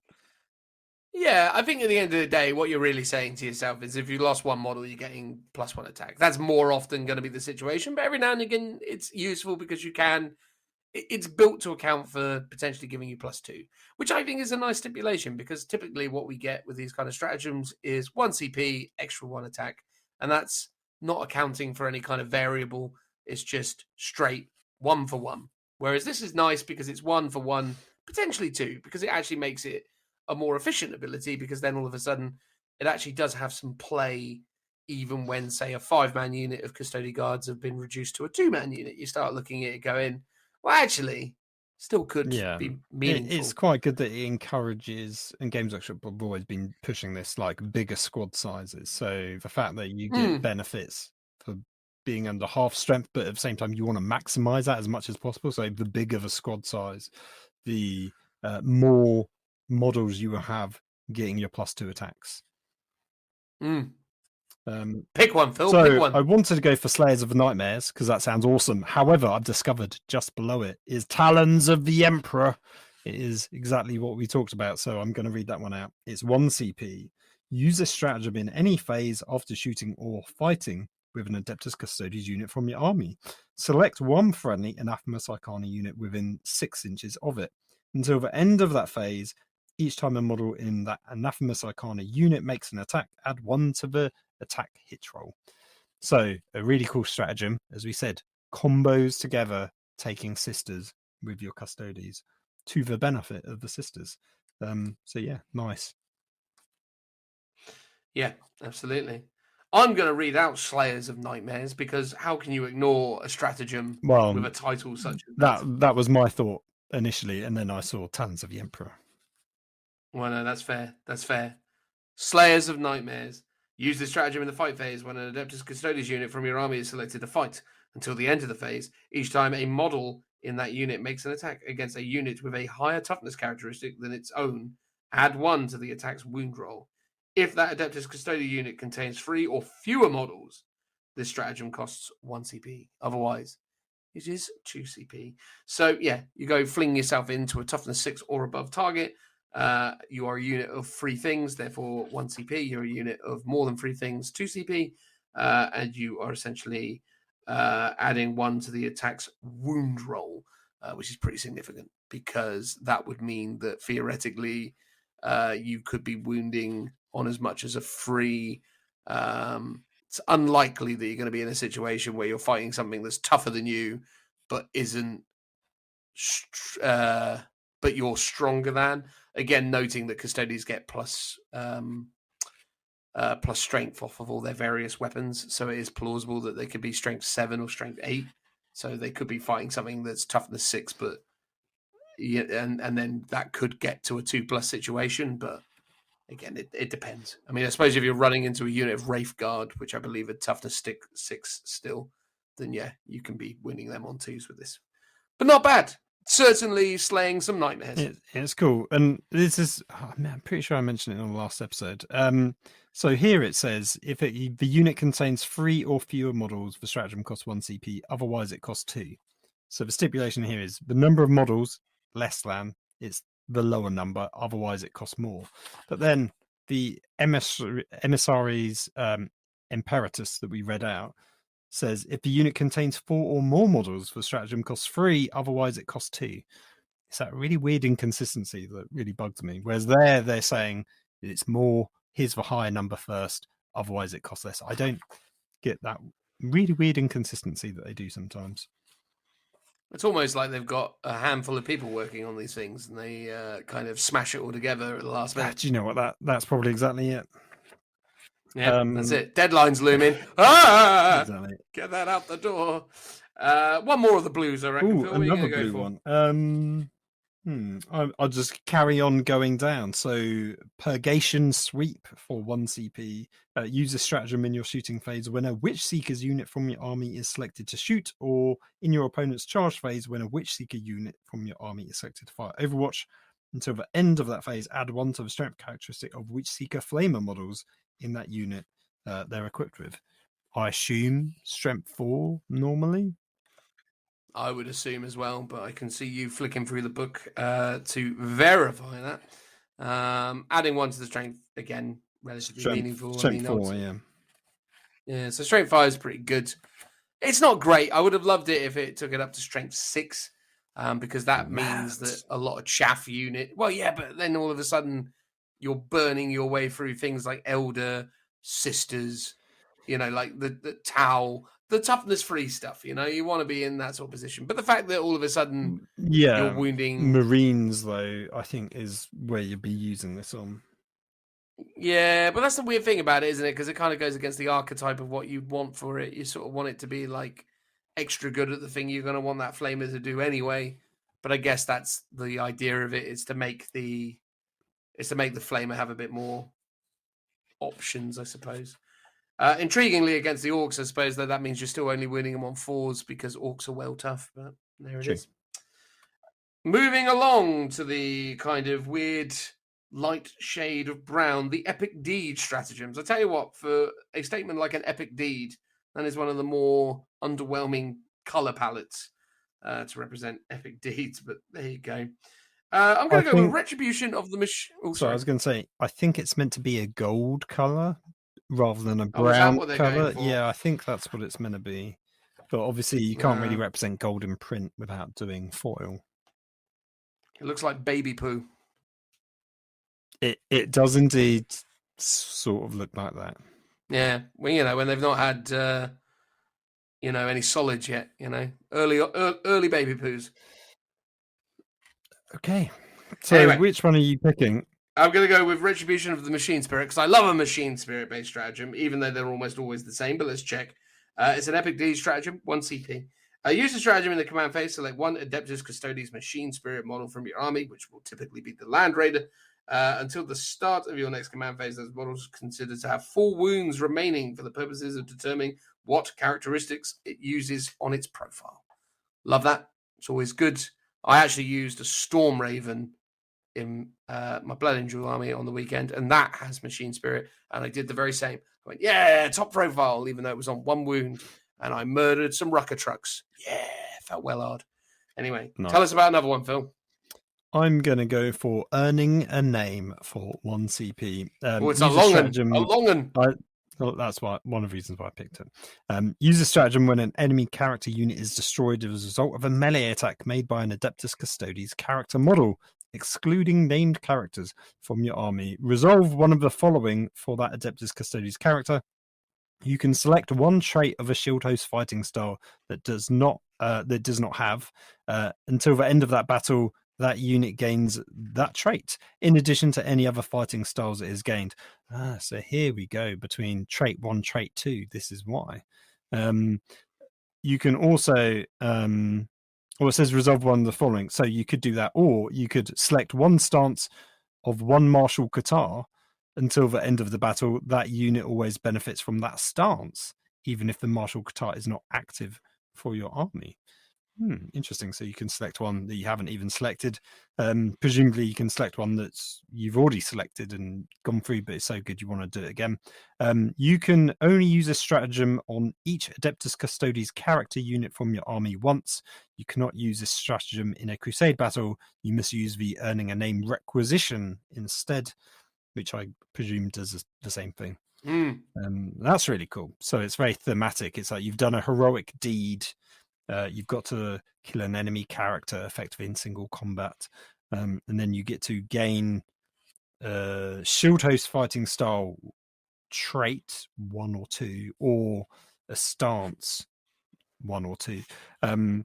Yeah, interesting. I guess the only thing is if you've done it, you can only do it once per battle though, can't you? But you've just got to remember which one you picked. Yeah, it's pretty cool. Yeah, sounds great, man. Well, actually, no, you can do this multiple times, but you can only do it on each character once. Gotcha. So yeah, you could do this multiple times, and then you've got a bit of mental gymnastics to remember.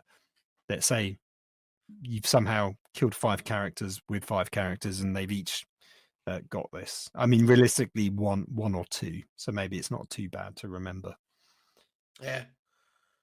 Nice, man. Yeah, it's all right. That I like it. What was I going to say? We're going to move on now to the requisition stratagems. These are fairly standard in many regards. It's the stuff like I get extra relics or I get extra warlord traits. But there is a Victor of the Blood games, which I'm going to say now, and then I'm going to let Phil do the next one. So 1 CP, use a stratagem before the battle. After a warlord trait is determined for an Adeptus Custodes character model from your army, excluding named characters, you can generate 1 additional warlord trait for them.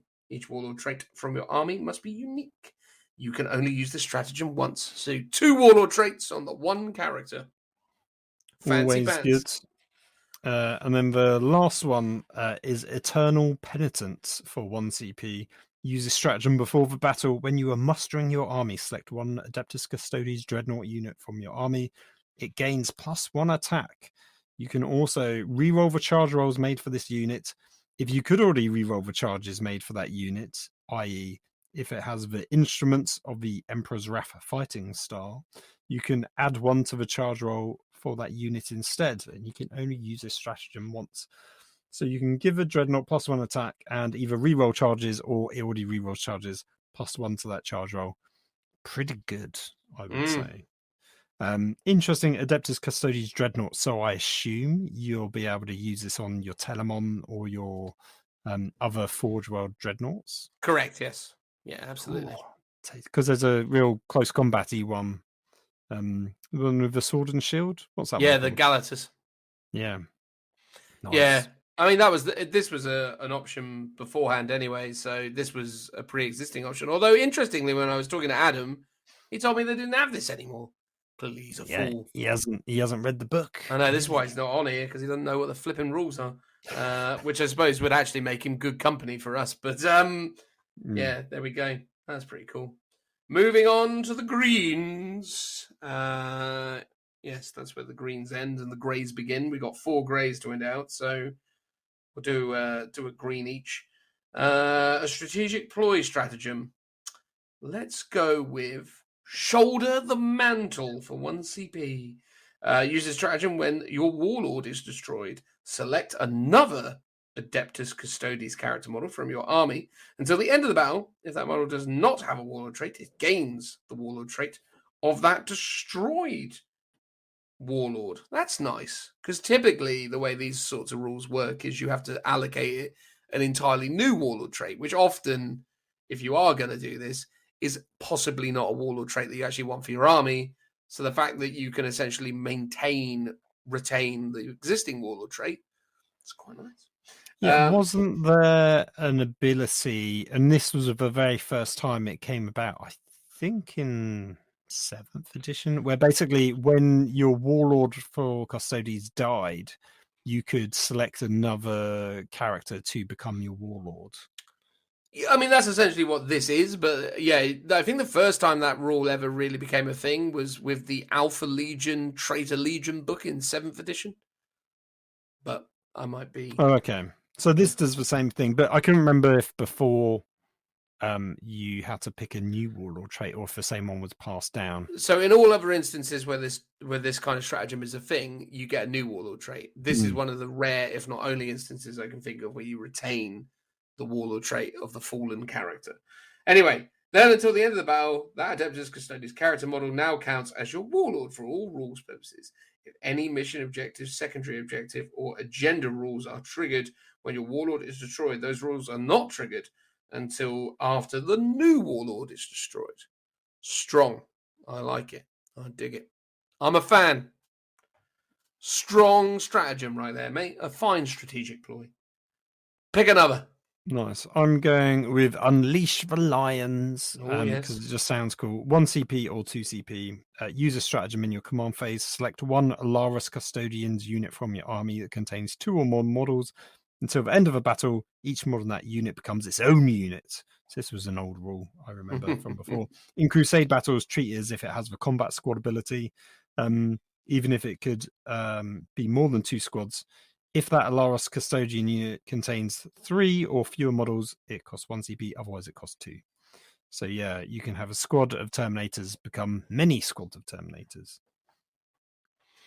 Yep. I mean, again, a previously existing rule, but definitely a cool one. I think that sort of stuff is super interesting. It's interesting now as well, though, I suppose, because the Alaris Custodes unit now actually is specified as not necessarily needing to come in more than a unit of 1. So that's an actual part of their data sheet now. But the fact that you can bring like a unit of 6 of them and then break them down into a bunch of different one-person units. I wonder if that's deliberately why they've made your Terminators able to come in 1, because they can clearly, through Unleash the Lions, operate as single man units. So it makes sense that you could just take a 1-man unit to begin with as well. Yeah, that's pretty cool. There's enough green ones, Phil, that I reckon we should do one more each, really. One more each of the old of the greeners. I'm going to go with Creeping Dread, kind of like the general existential crisis that I suffer. That's really annoying because that's the one I was going to pick. Oh, do you want me to pick another one? No, I'll just pick another one while you talk. Okay, all right, as long as you're sure. 1 CP. Use a stratagem in the start of any phase. Select one Anathema Psychana infantry unit from your army. Until the end of the phase, this unit gains the following ability: Creeping Dread. Aura. While an enemy unit is within 6 of this unit, each time a model in that enemy unit makes an attack, subtract 1 from the attacks to hit roll. There you go. Bothersome Sisters of Silence there, giving you -1 to hit. What a nuisance. That's pretty cool. Choices. I'm going to go for Rapid Reactions for 1 CP. Use this stratagem in your opponent's movement phase when an enemy unit that's within engagement range of a Custodes infantry unit from your army was selected to... when it was selected to move, finishes a fallback move. The Custodes infantry unit can shoot as if it was the shooting phase, but only target that enemy unit. So basically, an enemy unit falls back, you can shoot it. That's pretty cool. For 1 CP as well. That's pretty strong. Mm-hmm. Moving on to the greys, the finals of the stratagems. I'm going to go with Tanglefoot Grenade because it's the one that everyone used in the Book of Old. Use the stratagem at the start of the opponent's movement or charge phase. So like 1 enemy unit, excluding units that can fly within 12 of and visible to Adeptus Custodes infantry units from your army, and roll 1d6. If it is your opponent's movement phase, subtract an equivalent number of inches from that enemy's unit's move characteristic for this phase to a minimum of 0. Goodness gracious. If it is your opponent's charge phase, basically reduce it down. You can only use the stratagem once per turn. So you can't use it in their movement phase and then hit them with another one in their charge phase, because that would be a bit mad. So specific stipulations that I believe have changed. Now, forgive me, I'm not completely sure. So if I'm wrong about this, I'm wrong about this, but it doesn't matter anymore because it's not the rule, because this is the new one. But I believe it used to be that Tanglefoot Grenades used to work on things that could fly. I think you could Tanglefoot fly regardless. I think it was just a generic minus. At least I believe it was. And lastly, I don't believe you needed to have line of sight. I just think you had to be within 12. So you just had to have an infantry unit within 12 that wasn't in line of sight before. So there is some slight nerfs there, potentially. But at the same time, it's still broadly the same stratagem as it was before, which is one of the most heavily utilized Adeptus Custodes stratagems because it's so good to deny charges and other movement shenanigans. Do you know what's extra special about this type of grenade? Please tell me. It is probably the only grenade in the game with a 12-inch range. Every other grenade, unless it's obviously in a grenade launcher, is 6 inches. So you can chuck this one 12 inches. Those extra golden boys have got good arms. They do. There's one of their core USPs, you know. They all have to play American football together. Yeah, and they can go long. Yeah. Bro. Although I suppose that's more Space Marines, actually. Anyway, it doesn't matter. I'm going to select the other grenades. Psych out grenades for 1 CP. Use this stratagem in your shooting phase when an Anathema Psychana infantry unit from your army is selected to shoot. If that unit is not within engagement range of an enemy unit, roll a d6 on a 2+. The closest enemy Psyche unit that is within 6 inches and visible to your unit suffers perils of the warp. Oh, nice. Ooh, that's quite good. That's interesting because that's actually a second stratagem in the greens, which basically is when a unit suffers perils from the warp, the Psyker suffers an additional D3 mortal wounds. So I guess you could actually combo the two together. Yeah. Oh, actually, no, sorry, you can't because that one's only in your opponent's psychic phase. I mean, that would have been good. It's like force them to do it.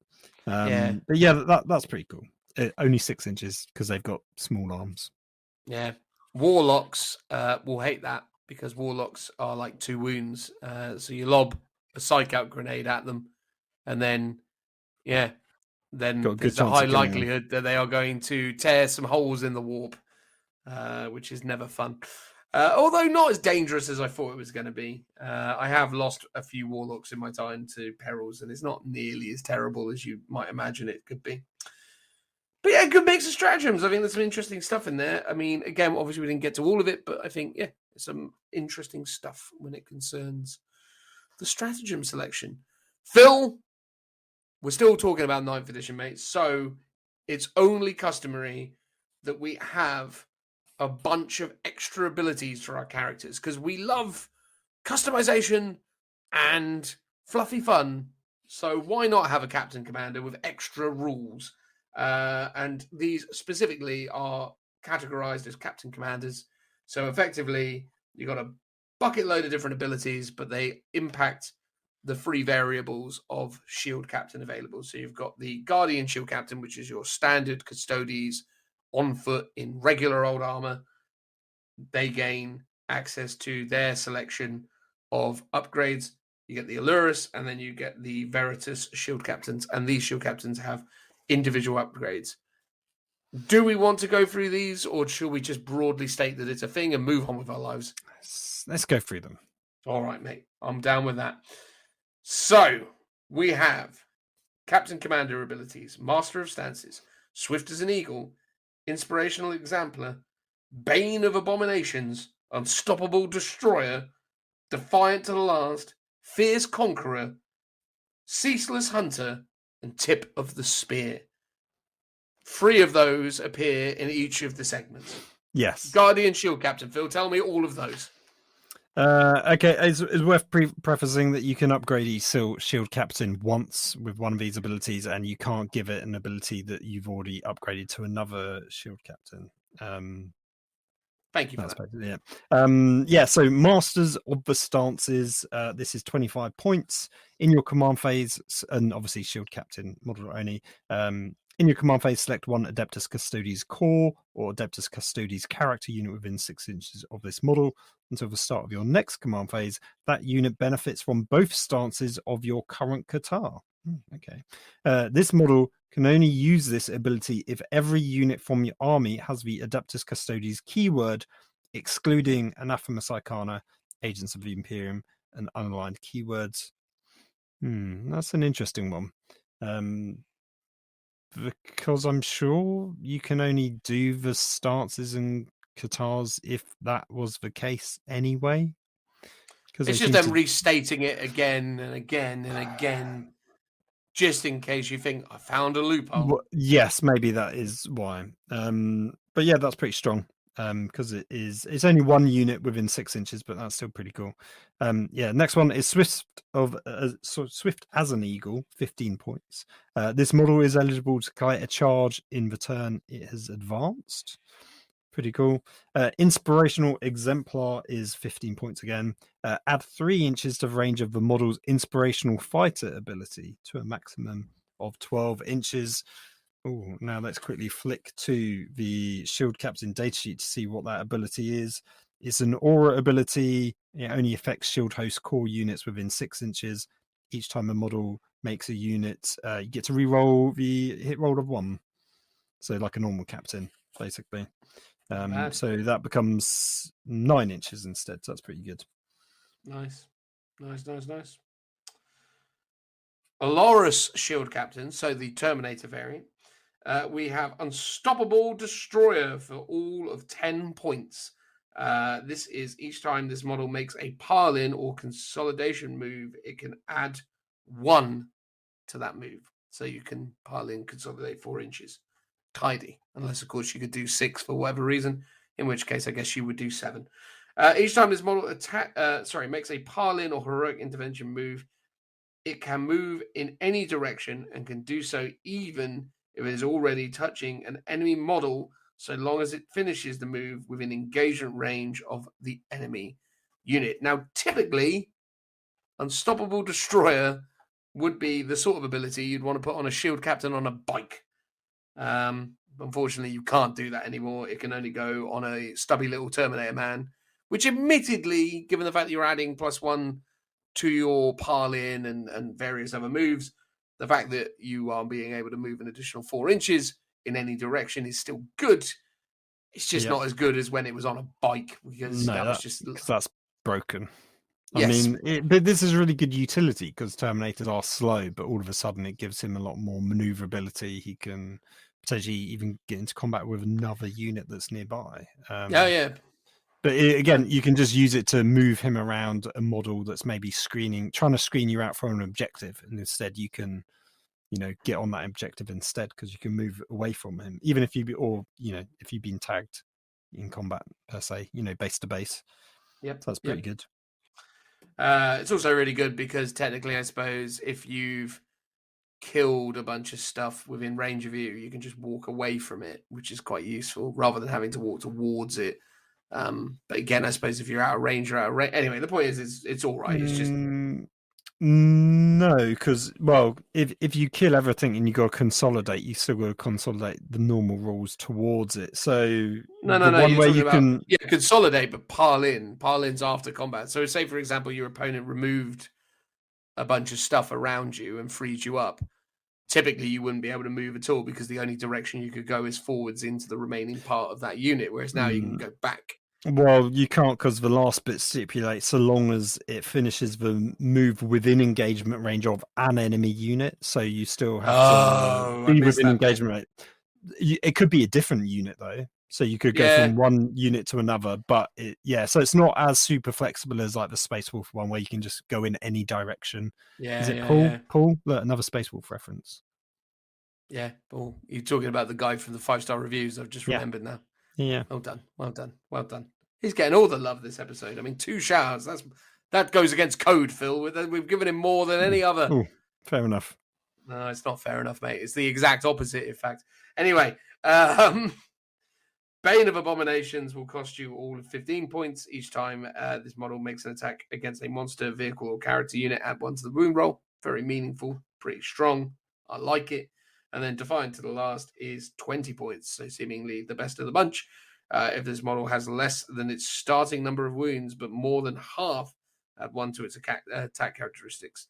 And if it is has half or less than half, so different distinction to what we were talking about before, Phil, when we were trying to assert whether a half being at half is below half. Anyway, the point is that it gets 2 attacks. There you go, 20 points. Not bad. Not a bad selection. What's next, Phil? The bikey ones. Yep, the Virtus Shield Captain. So you got Fierce Conqueror for 15 points.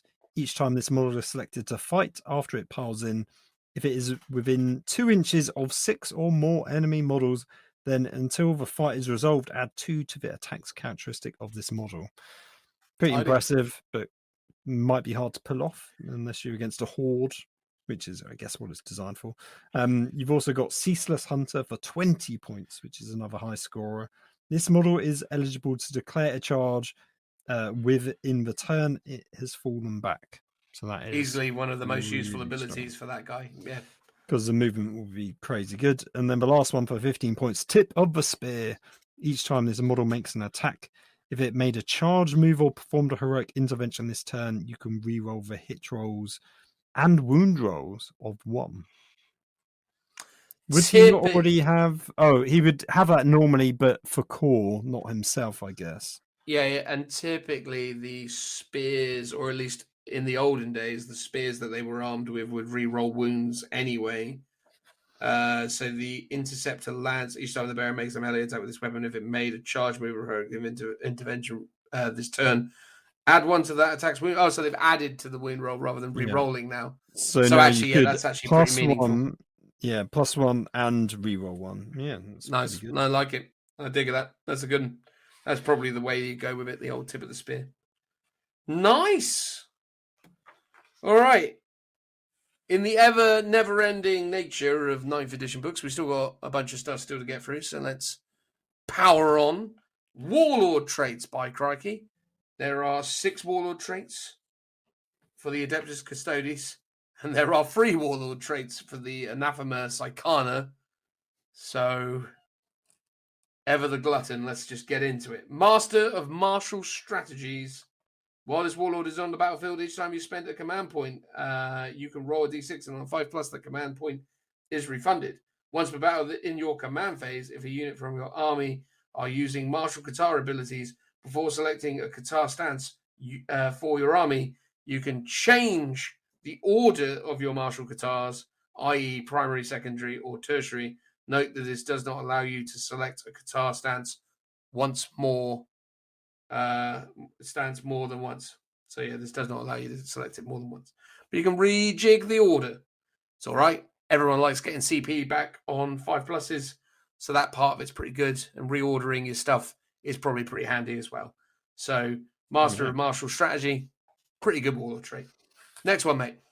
Champion of the Imperium. This warlord is eligible to perform a heroic intervention if it is within 6 inches horizontal and 5 inches vertically of an enemy unit. Each time this warlord makes a heroic intervention, move it 6 inches instead of 3, and all the normal rules apply. Each time this warlord makes an attack, you can reroll the hits roll. Yeah, it's all right. Yeah, it's all right. You're probably, if you're rocking the guy on the bike, though, you're probably always going to be doing tip of the spear quite often, so you're probably not going to massively benefit from re-rolling hit rolls. Or you put it on a Alara Shield Captain who can... Oh, he only gets +1 to pile in and consolidate, but he can heroically intervene in any direction. I guess that's sort of how it would work anyway. So yeah, heroically intervening is any direction anyway, isn't it? Or it has to be towards the nearest enemy unit. Yes, but yeah. It's all right. It's fine. Okay. Superior Creation. Each time this warlord would lose a wound, roll a d6 on a 5+, that wound is not lost. That is great. That is top shelf warlord traitory. Next one, Phil. But do you not want an impregnable mind? You can't impregnate my mind, Stan. No. I'm trying to think of an obscure reference to people impregnating people's minds. Do you remember, Phil? Babies. Do you remember, Phil, in that show Misfits, there was a guy who had domination or control over milk/dairy products, and he used to use milk as that he would find in people's bodies in their like bloodstream and stuff to lobotomize them, because he'd basically manipulate the milk to go into their brains and then lobotomize them. Do you know what? I thought I had watched that show, and I don't remember that at all. All right, fine. There you go. See? Was that one of the later series when it had gone downhill and none of No, the it main was still the characters original were in it? cast, but it was in the weird in-between time. There was like a few filler episodes after what's his face from Game of Thrones who killed that Stark boy with an arrow. Was still in it, but he'd sort of transitioned into being superhero variant. It was very odd. Anyway. Yeah. Okay. But yeah, I think that was the second season Yes. or later when he got good, so to speak. Yeah. So impregnable minds, or impregnable minds. If your opponent's in your opponent's psychic phase, this warlord can attempt to deny the witch once, as if it was a psycho model. Each time a deny the witch test is taken for this warlord, add 1 to the result. Okay, that's pretty good. That's this good. warlord counts as 2 additional models when determining control of an objective model. This is cumulative of any other rules that may count as an additional model, which I think is just a general rule for all. I want to say it's all models. Yes, all Adeptus Custodes models count as 1 additional, and then this is 2 additional. So 4 models. 4 models. That's pretty good. Obviously, you won't be obsec, but counting as 4 is pretty good. Yeah, I like it. Yeah, it's all right. Radiant Mantle. Each time an attack is made against the warlord, subtract 1 from the attack's hit roll. I'd rather take Superior Creation, but -1 to hit isn't bad. You can take both, remember? Oh, yes, of course. Yeah, so I can be -1 to hit and 5 up, feel no pain. My goodness. Super strong, super resilient, which is exactly what these guys are all about. Peerless Warrior is the last one. Each time this warlord makes a melee attack, an unmodified wound roll inflicts 6. Sorry, a wound roll of 6 inflicts 1 mortal wound on the target in addition to normal damage. Each time an attack made by this warlord is allocated to an enemy model, the saving throws can't be re-rolled. Well, that's pretty good actually, because that would normally be a command point re-roll. Or a warlord trait that allows you to reroll. There's very few things that allow you to just innately reroll your save. I don't think that exists really. Interesting. Trajan Valoris actually gets 2. He gets Champion of the Imperium, which is the heroically intervening one, and Master of Martial Strategy, which is the first one, which is 5+ CP comes back and you can rejiggle your katars around. Valerian gets Peerless Warrior, which is one I just read out about. Mortal wounds. Yeah. No, decent. We've got the Anathema Psychana warlord traits, which you're probably never ever going to take because you're probably always going to use the Custodes as your warlords. But if you are, this is what you're in for. Oblivion Knight. This warlord has the following ability: Oblivion Knight Aura. Add 1 to the advance and charge rolls for Anathema Psychana infantry units while they are within 6 of this model.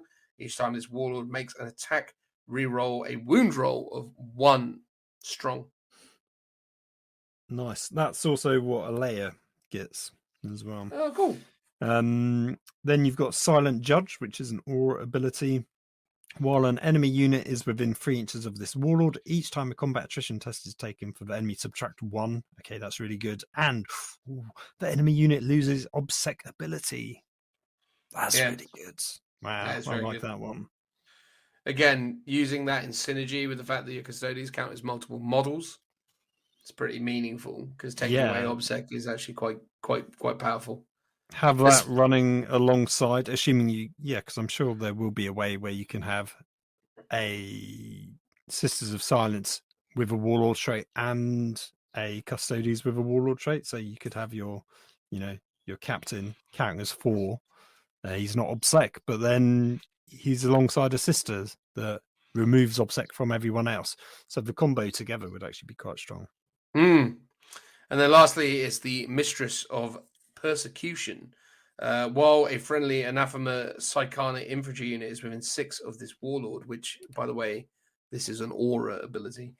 Each time a model in that Anathema Psychana infantry unit makes an attack, the target does not receive the benefit of cover, heavy or light cover against that attack.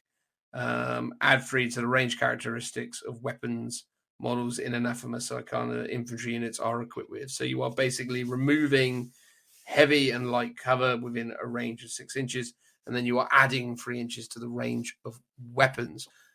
Quite useful, I suppose, when you're using the Flamer unit, the Witch Seeker unit, because obviously that's a 12-inch range. So you're boosting that up to 15-inch range, which is pretty decent for Flamers, certainly. It's a shame that doesn't then really correctly combo with the range of your aura to remove the cover saves, because obviously it'd be really helpful if you were both increasing the range of the weapon, but then the weapon was ignoring cover as well. I would have preferred it if it was just a case of like the weapon just ignores cover.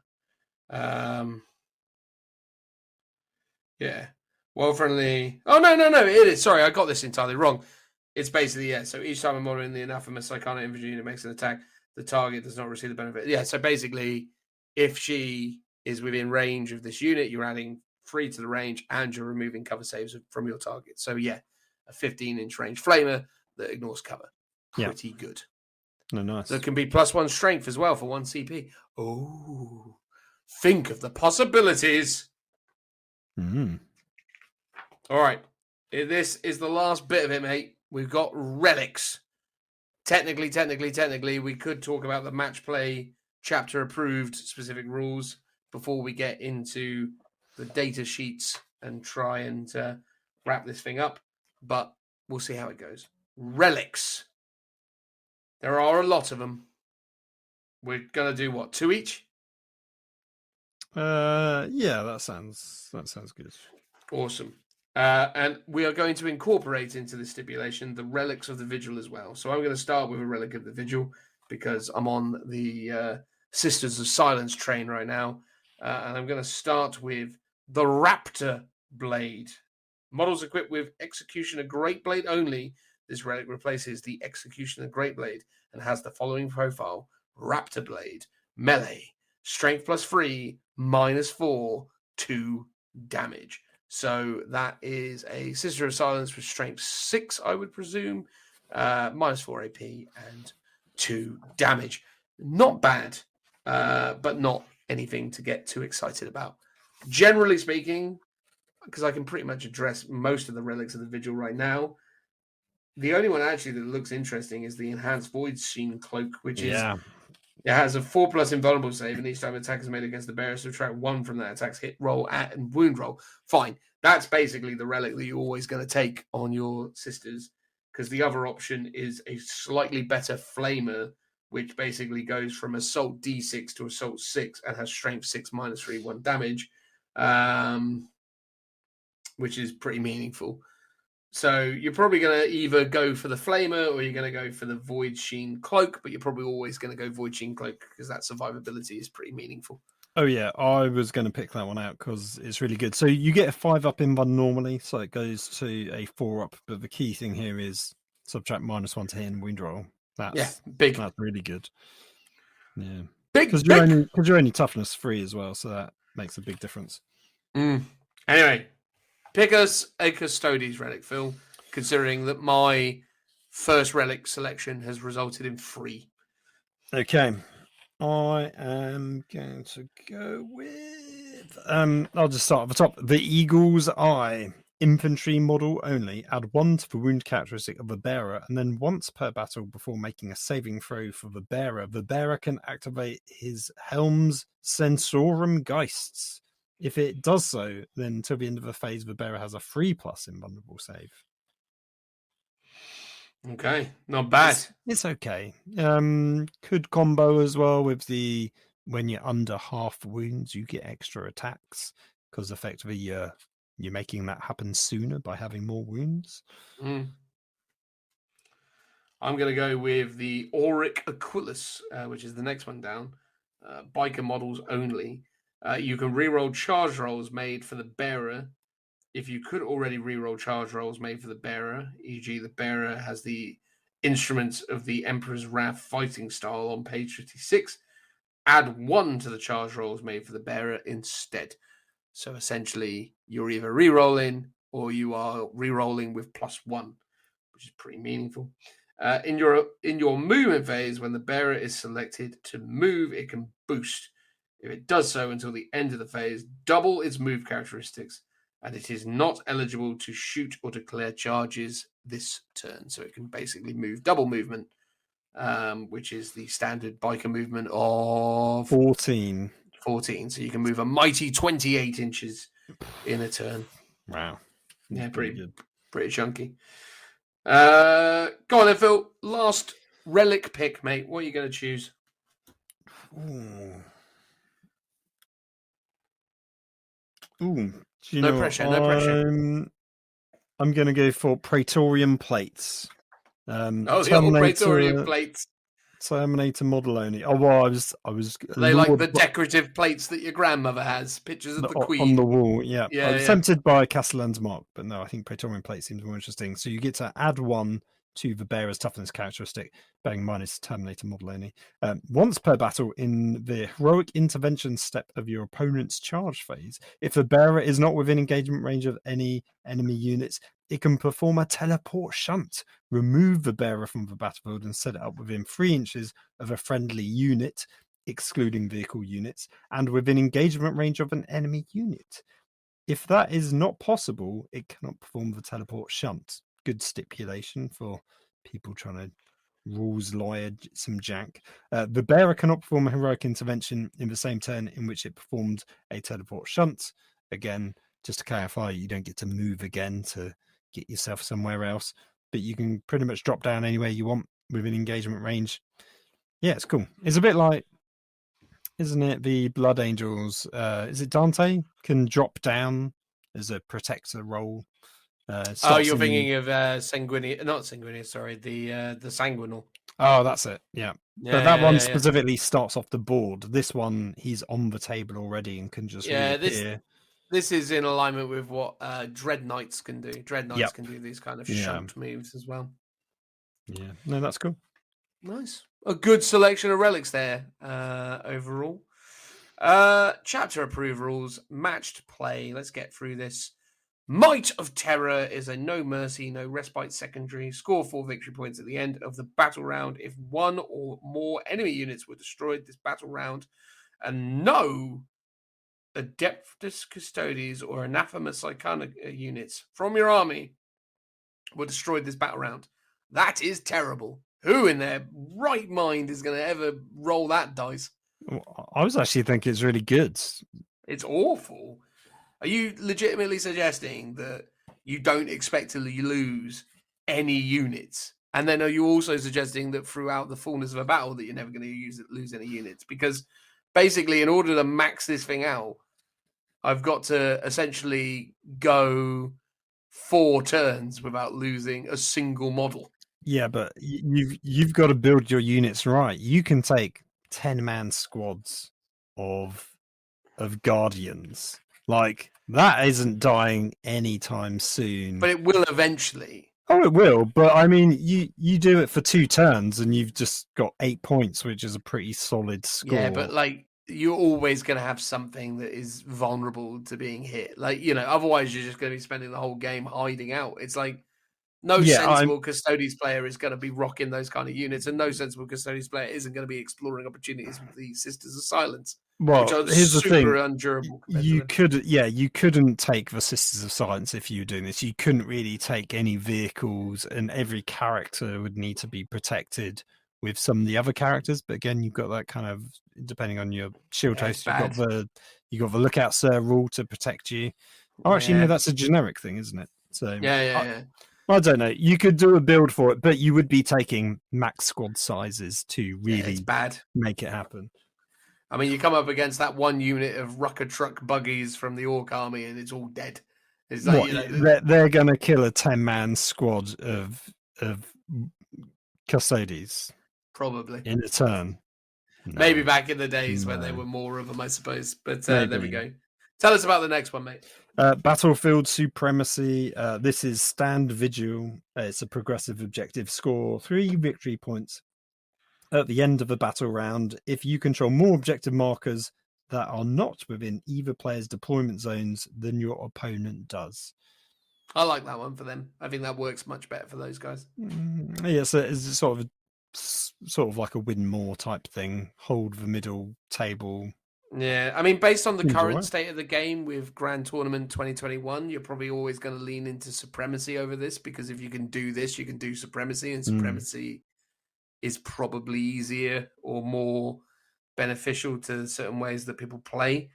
But I don't know. Stand Vigil seems okay. And then Purge the Enemy, Auric Mortalis. Sorry, I can't speak right now.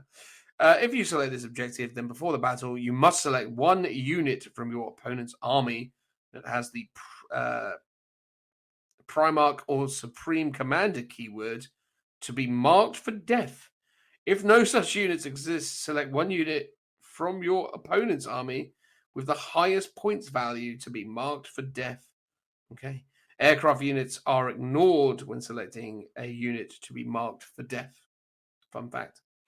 So basically, the most expensive unit in my opponent's army becomes marked for death. At the end of the battle, calculate how many victory points to a minimum of 0 you score for this objective as follows. 5 victory points if the unit you selected to be marked for death was destroyed. 5 victory points if the unit you selected to be marked for death was destroyed as a result of a melee attack made by an Adeptus Custodes or Anathema Psychana unit from your army. 5 victory points if both of the above are true and the unit you selected to be marked for death was destroyed more than 6 away from your deployment zone. Okay. And then minus 2 victory points for each unit from your army that the unit you selected to be marked for death destroyed. Well, that's a little bit of a stipulation there. I don't hate it. I mean, in certain instances, it might actually be quite a good one, because you might be like, what's the most expensive army unit in your army? And it'd be like, oh, it's my Lehman Russ or something. And I'll be like, I can take that. I can take that role. I'll go for that. No, exactly. That would be for a guard army. That's probably what it would be. Yeah, so I'll take that. I'll take that punt, but for the sake of, I don't know. The fact, though, if obviously you are in a situation where your opponent's got a Primarch or a Supreme Command thing, which might be something really hench, probably leave well enough alone. Just be like, nah, you're all right. Because here's the thing. Unless you were taking allies that potentially would kill this thing, you're going to score 10 points automatically, excluding the minus options for it doing damage. So even if it killed 3 things, that's 6 victory points off. So you'd be getting 4. It's an interesting one. It's an interesting one for sure. Yeah, against a lot of Xenos armies, with the exclusion of maybe Necrons and Catan shards, it would probably be a no-brainer to pick this, because it's normally like a big vehicle that should be quite easy to take out. If there's an obvious target, like if someone like in one of the doubles lists that I wrote for this upcoming doubles event we're going to, I had a Land Raider Crusader in it, and that was my most expensive thing. So I'll pick it in that matchup and be like, yeah, sure, I'll have a go at that Land Raider Crusader, because what's it going to do with all of its bolt guns against my Custodes? It's like, cool, I'm just rolling 2-up saves all day. Fair enough, it might chip away a few bits, but nothing so substantial that that's going to really matter. So there are instances where it's useful, but only when lunatics like me are putting things like Land Raiders in their armies. Cool, let's get into the data sheets, mate, and then we can wrap this side of things up. I think it's not necessarily worth us getting into the weeds on the data sheets, because if you're interested in Custodes, right, you're going to get a flavor for what all this stuff is through all the rules that we've talked about, and then you're going to start to get an understanding of the kind of units that you want. The general rule and some of the kind of weird standout elements has definitely been the leadership characteristic. I think that's been one of the most absurdly interesting aspects of this decks, because for the first time ever, we're seeing leadership characteristics in excess of 10. So up until now, most stats outside of the wounds characteristics and movement characteristics have assumed to kind of cap out at 10. We haven't, to my knowledge, seen toughness 12 or strength 600 outside of the confines, I suppose. Actually, no, we have seen strength like 14 and things. Yeah, Lord of War's Forge World stuff like Titans and things have had strength and toughness above 10. wounds above 10. Oh, It's quite rare you get like attacks, but in the context of 40k going through the editions for many years, it was pretty much 10 was your best stat for pretty much everything, especially strength, toughness, wounds, attacks, even ballistic skill, weapon skill, because that wasn't a dice roll before. But nonetheless, yeah. So the leadership 11 is an interesting change, and it's pretty much universal. Any Custodes has a leadership of 11, regardless of their social standing. So everything from the Custodian Guard all the way up to Trajan Valores are leadership 11, which is super interesting in terms of what they've brought in there. I would argue, and I think a lot of people would agree with me, that for the Custodes army, increasing their leadership characteristic to 11 is relatively meaningless. But the point is that maybe as the game develops, there's going to be some rules and things that amplify the way leadership works. And when that happens, being leadership 11 will hopefully be more meaningful than it feels today. Other weird little things that I took notice of, the Custodian Wardens have had a meaningful update. Now, Wardens were effectively one of the weirdest units in the old Custodians book because they didn't really make any sense. They were just a more expensive Custodian Guard squad that wasn't really as good because it wasn't a troops choice. Essentially, you had to take the Misericordia and the axe, but you didn't really see any massive benefits from it. All you got was like one stratagem, which gave you some kind of weird, almost like anti-psyker benefit.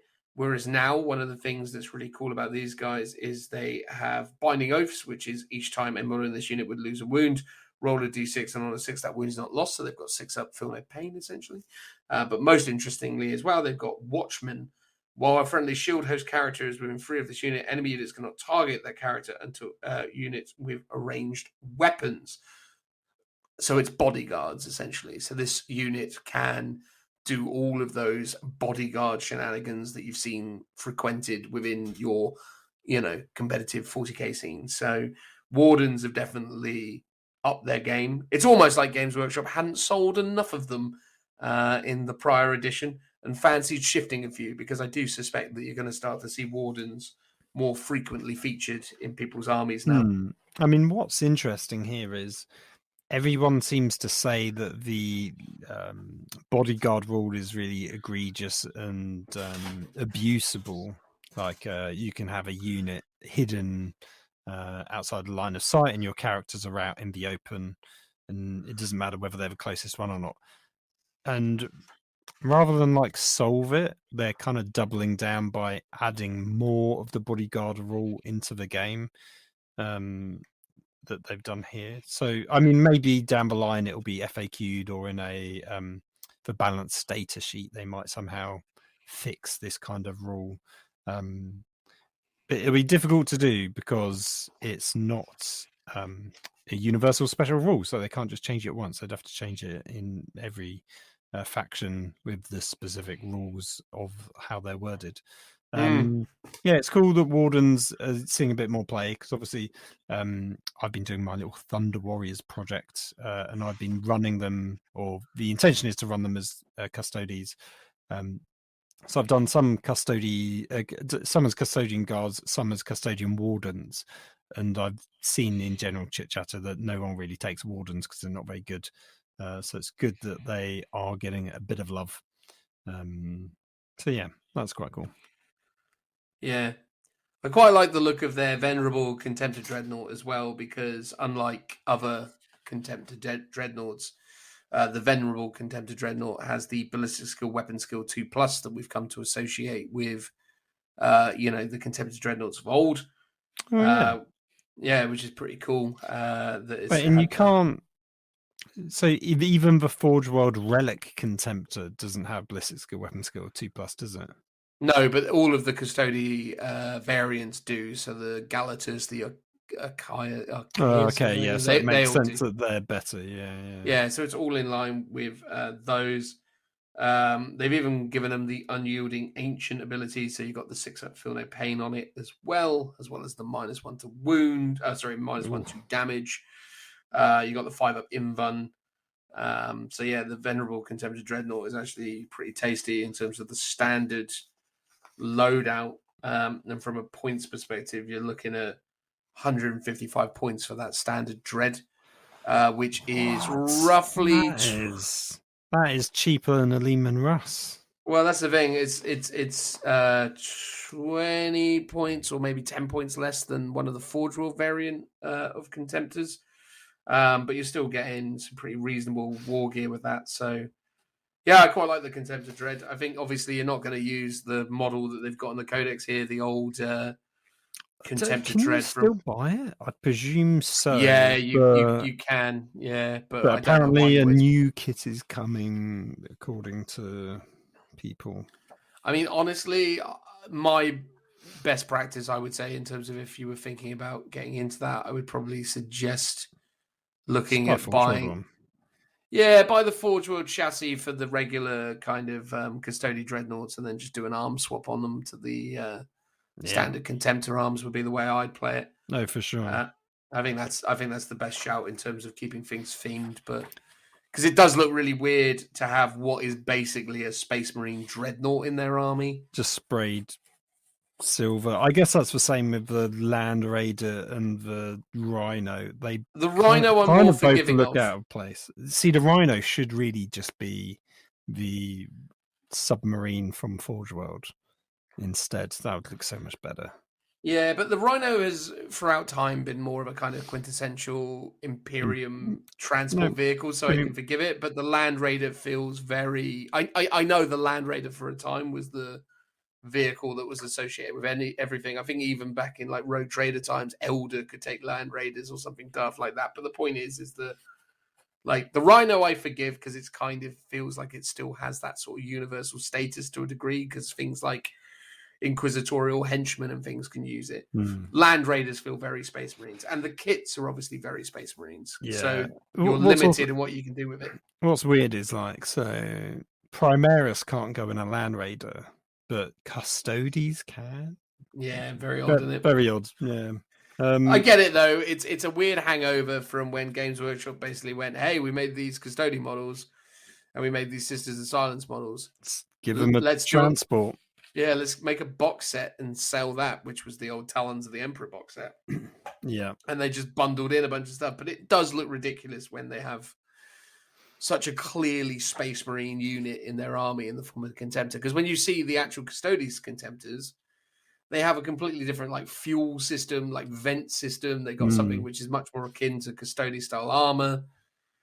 It's just very odd looking at that model in the range, but there you go. Yeah. One other point I wanted to sort of make, or more of a question to you as well, is like it feels like there's not much synergy here between the Forge World range and the things like the stratagems, the warlord traits.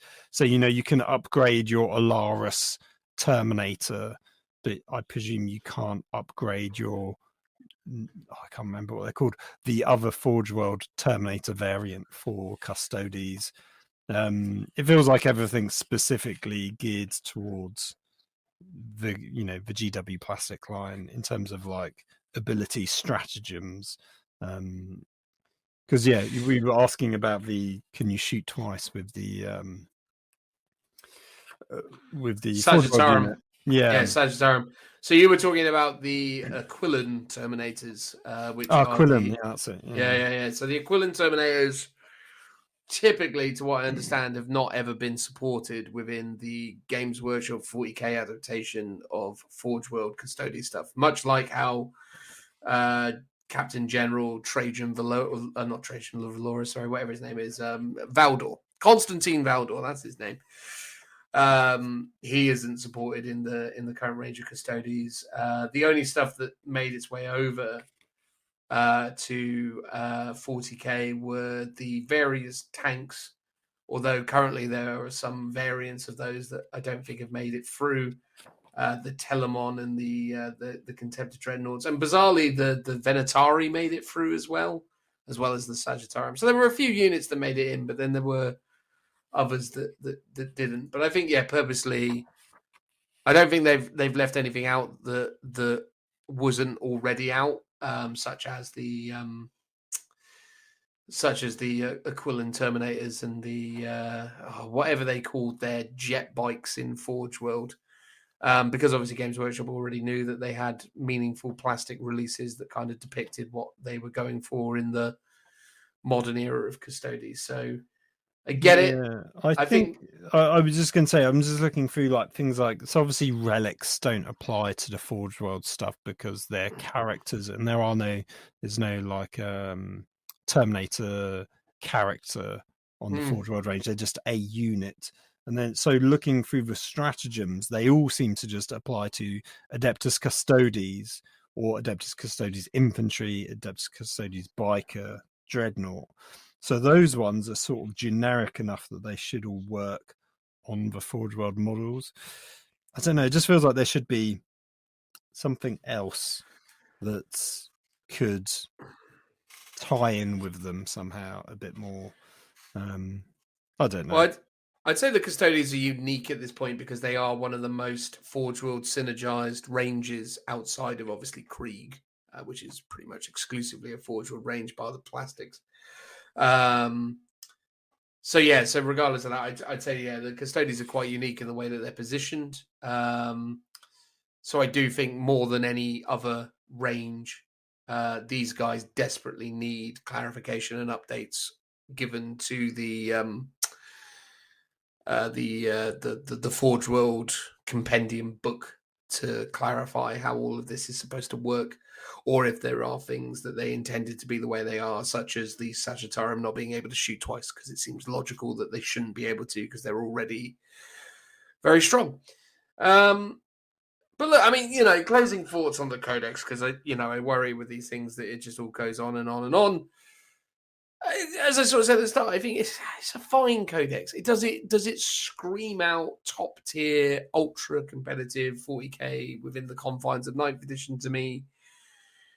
No, not really. I'm not seeing anything in here that's making me go, "Oh my god, have you seen that rail cannon?" That kind of impact, as it were. But I do think a lot of people will be caught off guard by Custodes. I think they're an army that you'd be crazy to sleep on. I think there's a lot of matchups where they can perform very well. I think in the hands of the right generals and the right players, they're going to surprise a lot of people. I genuinely think these are going to still be a really, really bothersome army for a lot of people. But I don't think they're going to necessarily be the bestest thing ever, unless, of course, someone unlocks a very specific kind of build with them at some point. But at the moment I like them. I think they're a really interesting force. I think they're a very pure 40k army. I think they've got a lot of really good ideas that they're trying to express. I would have liked to have seen more being done to synergize the sisters into the range. I think they have done as good a job as they probably could do at this stage, but I would have liked to have seen a little bit more done to exemplify the sisters aspect of the force. But no, beyond that, I think it's a good book. I think it's a pretty nice 40k book. It doesn't offend, is what I would say.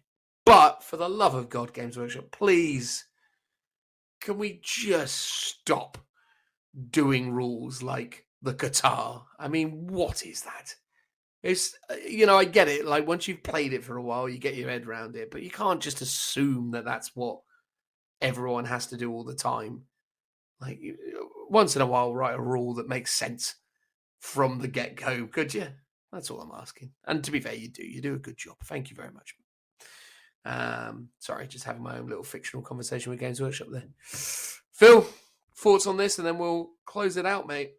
Yeah, I think overall it's really good. As you say, it doesn't screech as being like a super scary top tier army, but it seems really solid, and that's what it was before. It felt like out of all the existing 8th edition codexes still playing 9th edition, it was always the one that was doing really well. And it just feels like this is carrying on. It doesn't feel like they've added in anything that's crazy broken, but it's just good. It's a bit like how the Space Marine one came out and they'd weirdly toned it down and everyone was like, "Oh, this is brilliant. Oh, this is really good." It feels like this is just another good codex. Not Drakari Admech level when they came out, but just like all the others, like really good. Obviously the main difference between this one and the old one is the Katars, like the martial stances, very confusing to get your head around initially.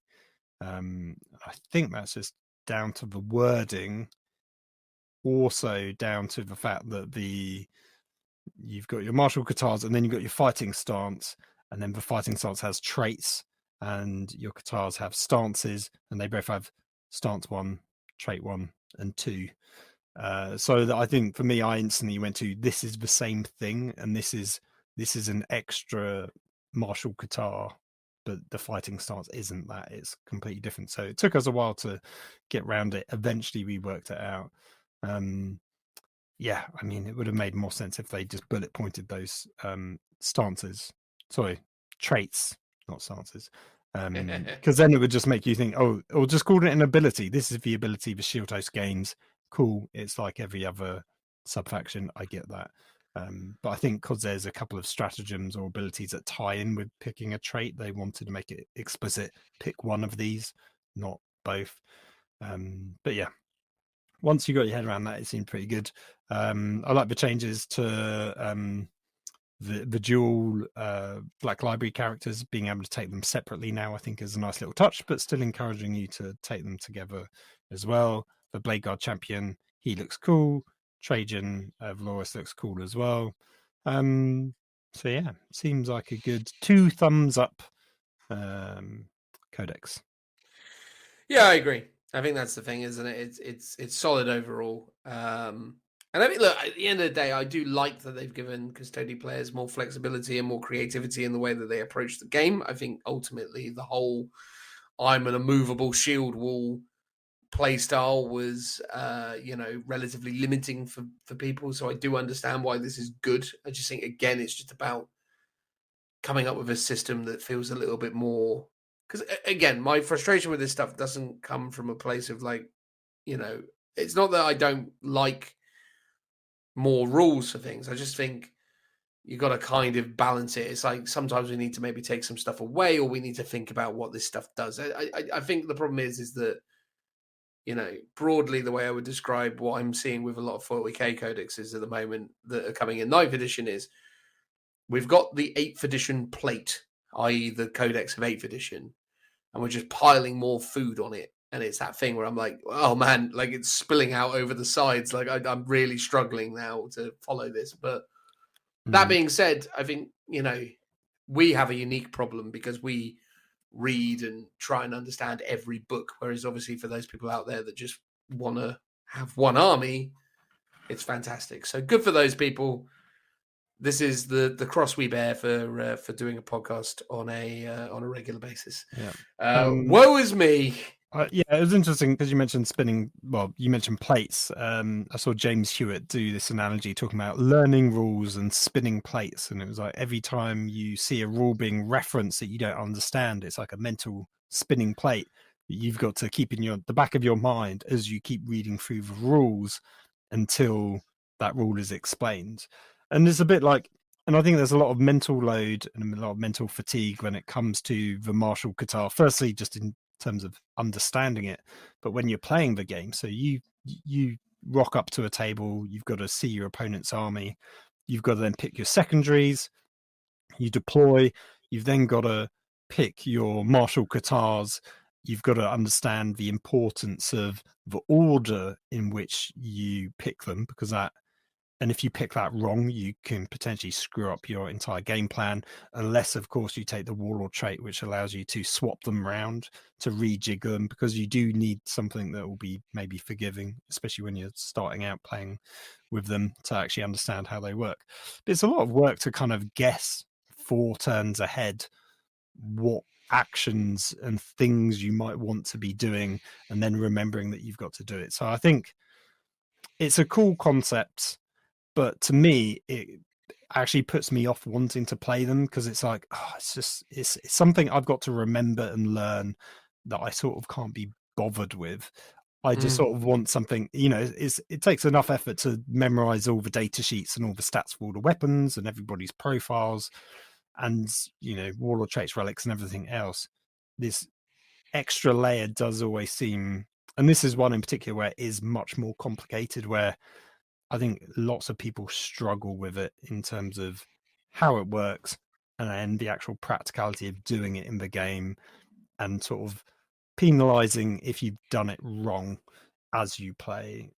So I can see that can put people off. Because to me, it's like, I would love to run my Thunder Warriors as Custodes without that rule. Maybe once I've done, and maybe that's the way you learn it if you're playing that army for the first few times.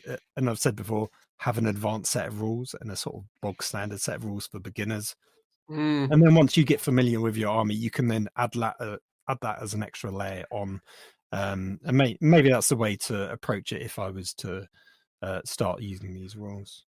Although the best way of doing it, mate, is just take them as like, just ally some stuff in. Just take like an inquisitorial warband as another detachment, and then you don't have to use the guitar because you don't have access to it.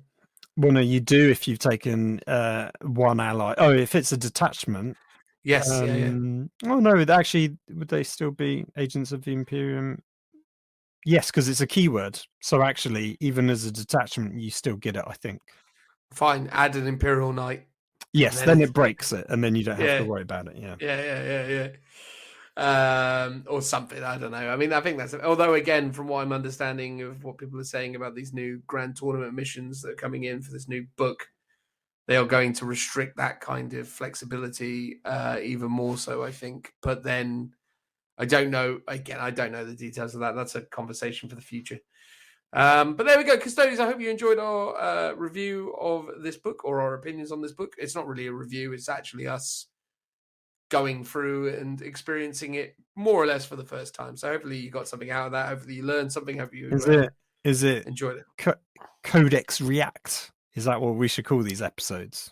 Yeah, potentially. I mean, to be fair, what we call these episodes is just episode number, name of the codex. No, I know. So this will just be 119 Codex Custodes, and that'll be it, or Adeptus Custodes. That'll literally be the whole title. So it's just us reading and responding to what we observe, which has been broadly an okay book. Yeah, it's difficult to hate on it. It's not bad. It's all right. I think just, maybe they could have just put a few extra damage-free things in there from what I understand. But we didn't even really get into like weapon profiles and things like that. I mean, again, it's so vast, but the general consensus seems to be that there's some fun stuff in there, and conceptually as a kind of rule set, they kind of express what Custodes are, the best they probably ever have, which is fun. So there we go. Thank you. Transitional noise.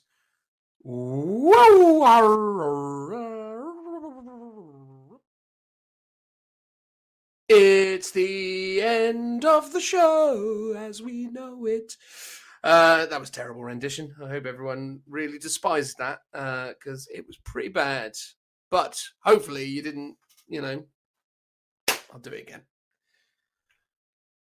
All right, and Phil, it's the end of the show. Although you know better than that, we're going to talk about some general things. Did we do questions this time around, or did we not get a chance? We didn't actually know what we were going to talk about. Yeah, we didn't do questions because we did a poll initially to work out what codex we're doing. So next week we'll be doing Genestealer Cult. So hopefully, if I'm organised enough, I'll do questions for both Custodes and Genestealer Cult, so people can give us their opinions about both. And we're doing a big one and done.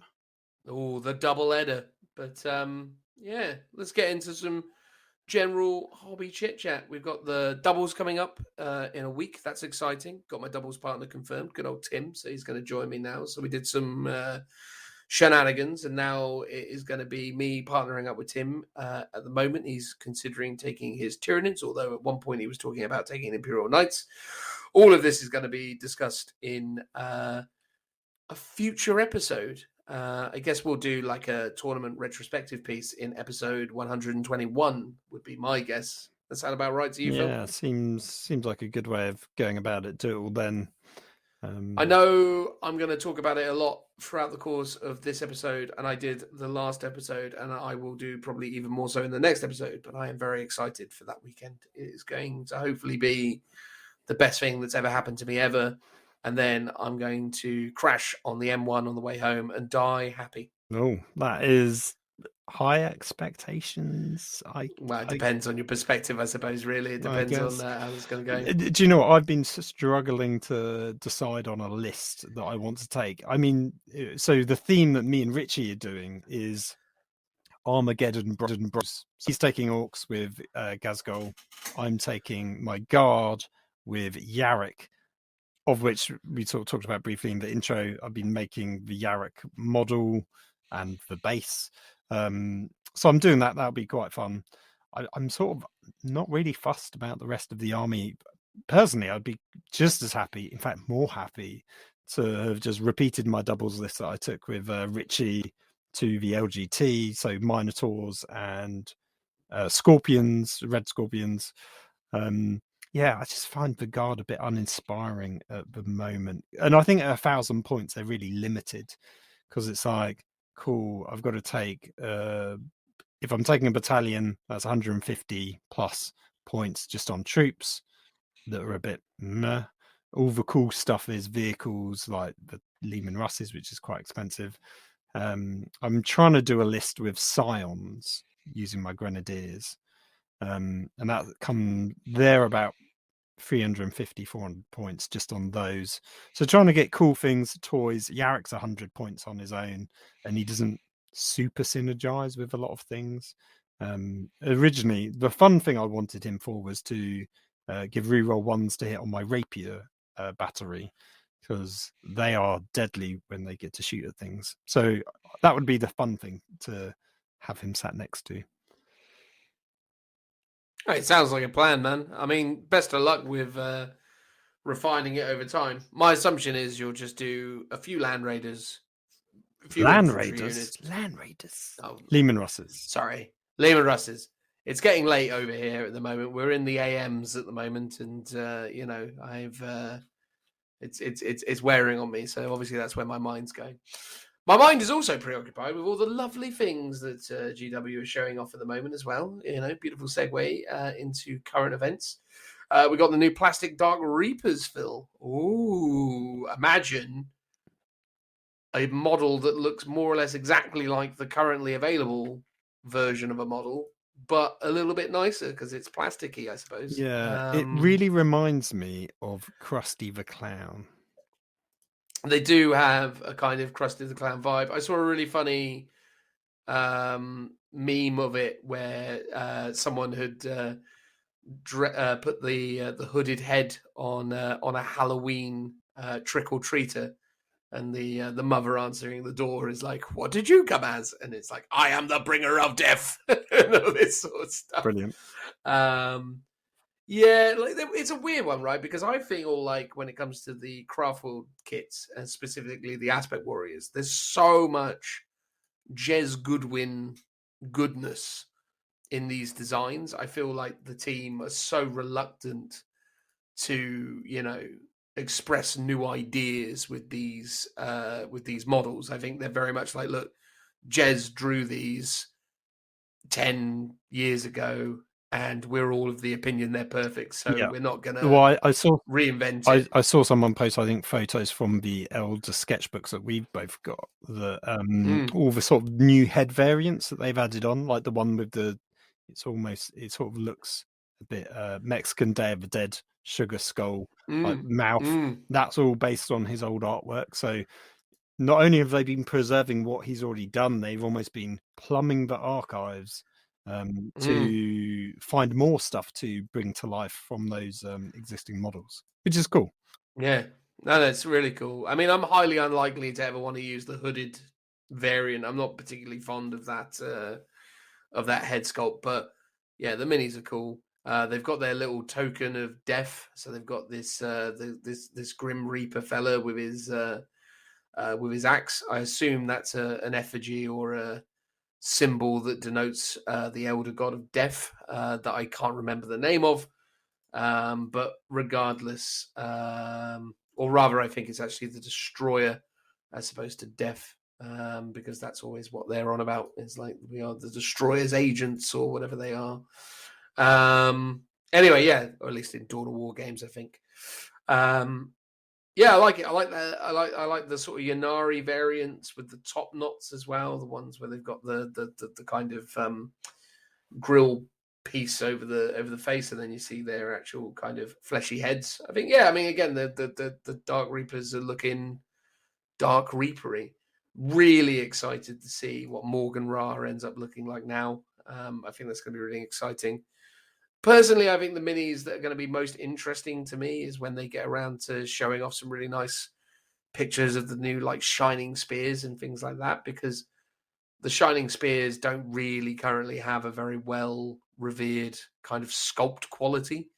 So it'll be really interesting to see what they can do with things with the shining spears, because I think like that's where they're going to be able to flex their more modern modeling credentials, much like they did with the Ranger bike unit, which, say whatever you want about the camo cloaks and the dual riders, is a really, really awesome looking kit. It's just that, yeah, you know, I had my concerns about it from maybe a kind of fluffy perspective, but I did think it's a really beautiful kit regardless. So yeah, I'm excited, man. Every time I see new Craftworld things, I continue to get more and more hyped about this new release. Yeah, I so bet.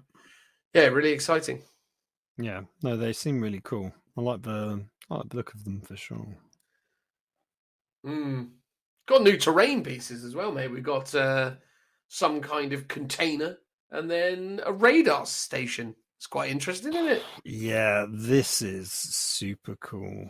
I saw this and was a bit wowed by it. I like that they've obviously given us also the infamous complete Riser ruin, and that the bunker is clearly like fitting in with that setting. So now they're expanding the Riser ruin range to not just be ruins, but complete buildings, the whole frontierist set. And that these are part of it. It's quite interesting that there's not very many skulls on any of these, so it's to an extent it's the least 40k scenery Games Workshop's ever done. So you could use this quite easily in other settings for other game systems if you really wanted. But yeah, it looks really cool. It's sort of the bunker type. What was it called? The Hab bunker, which has a landing pad on it, really reminds me of Dawn of War, like the way those buildings looked, but also it reminds me of the Forge World cityscape tile, because there was one of the raised like platforms that the buildings go on that had a very similar looking kind of hatch, you know, sliding hatch that opens up going down into the ground, and this is what this bunker has as well. So it kind of reminded me of that, but it looks really cool. Yeah, I'm intrigued by it in terms of what it actually does for, you know, what piece of terrain like this is going to actually sort of bring to gameplay. Because as we've sort of expressed multiple times with the way that 9th edition plays, you know, more specifically just 40k in general, I suppose, is it's got a much more kind of two-dimensional feel to it. So I really like terrain pieces like this that kind of elevate, you know, player position, but do so in a way that actually sort of has some interesting kind of options to it, I suppose, because this isn't a ruin. At least I assume it's not a ruin. No, It's a building with a relatively low profile. Yeah, so it's got actual terrain traits for it. So it says that it gets light cover, scalable, exposed position. So when you're on it, you expose obscuring traits. The Frontierist landing pad has the hidden supplies ability, and they do specifically call this out for match play. I'm pretty sure they do. Yeah, so for match play games or otherwise. So at the end of your movement phase, if a unit is on top of this terrain feature and not within engagement range, you can attempt to access the cargo hold. So roll a d6 on a 5+, the unit finds additional supplies, and at the end of the turn, each time a model in that unit makes a ranged attack, add 1 to the hit roll. Whether people actually play it with this rule, I mean, you're not going to see this at tournaments, because tournament players or tournament organizers most of the time don't use Games Workshop terrain. And even when you do, you go to Warhammer World events and this was here, 90% of people would just ignore it as a rule and just be like, cool, it's exposed position. It's basically a giant crate. Yeah, it's a cool addition that they are giving it rules, but I imagine most people would ignore it. If you're playing at home, doing a narrative game or match play game at home with your own terrain piece, yeah, use that rule. It's all right. Yeah. No, I mean, there's a thing. It's cool that they're adding more kind of generic terrain and adding in new interesting kind of elements to their range, I suppose. Yeah, I like it. I think, I mean, again, it's definitely interesting to see. So yeah, no, I think that's a pretty cool addition to the overall range of things. But yeah, part of that, I mean, I think that was it since last we spoke. We got that. We got the in terms of previews, yes, but there's a bunch of stuff up for pre-order which might be worth talking about. So there's a starter set for Kill Team, which is like Isn't there always been a starter set for Kill Team? Haven't they done 2 of those already? Well, so they were one-offs in terms of Warzone, Octarius, and Pancalis. Yes, that have terrain and other stuff in, and they're like one and done sets. But there was never a generic starter set that is forever, always going to be there. A bit like how with 40k you had the Indomitus box set, which was similar to the Warzone Octarius Kill Team box set, but then you have those smaller like Command Edition versions of 40k, which are like the now generic like starter sets effectively. So they've done a streamlined version of Octarius. You get the Orcs, you get the Krieg, you get all the small terrain pieces, but none of the big terrain pieces. Krieg coming in plastic finally as a standalone set. Is that confirmed? Yeah, so that's going to be up for pre-orders. The Orc Commandos, I'm sure if I'm reading this correctly, that is, or is it saying that's all it's get? Hold on. I think that's the contents of the starter set, mate. I don't mean they're doing them individually. I'm reading the wrong article. However, they are up as single, up for pre-order as well. Oh, what, as a separate individual? Yeah. Well, they will be, yeah. Let me find the actual article. So they're breaking down the content of what they would have sold you at whatever price Kill Team was, and then probably charging you twice as much by putting it in multiple things. Well, quite likely, yeah. So I imagine if you were to buy them, that's fair enough. You should have bought when it was all together and cheaper, shouldn't you? That's the thing. That's always the way. So yeah, up for pre-orders in the order that they're showing. There's the Warzone Nut Commander Grand Tournament and Minotaurs Field Manual that's coming. We've got the Kill Team starter set, which I just mentioned. The Kill Team Veteran Guardsman, the Kill Team Commandos, Kill Team Octarius book, which are rules for Orc Commandos and Veteran Guardsmen. Plus the Shadow Operation Mission. So that is effectively the book that you get in the Octarius box set.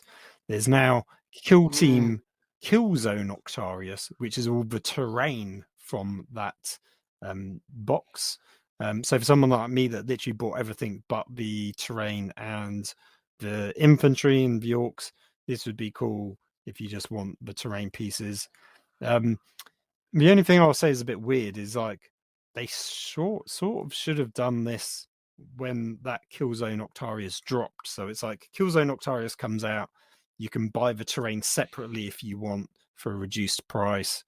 Like you get everything all in one go, because it's weird that they're doing Warzone Nakmund for 40k, but Kill Team is still then releasing Octarius, which is 8 months old. So it seems a bit odd in terms of they want us to all be going along with these seasons, and we're now in Warzone Nakmund, that they would now be flogging us the older stuff much delayed. I know, I sort of get why they've done it that way, but it just feels a bit odd from a customer point of view.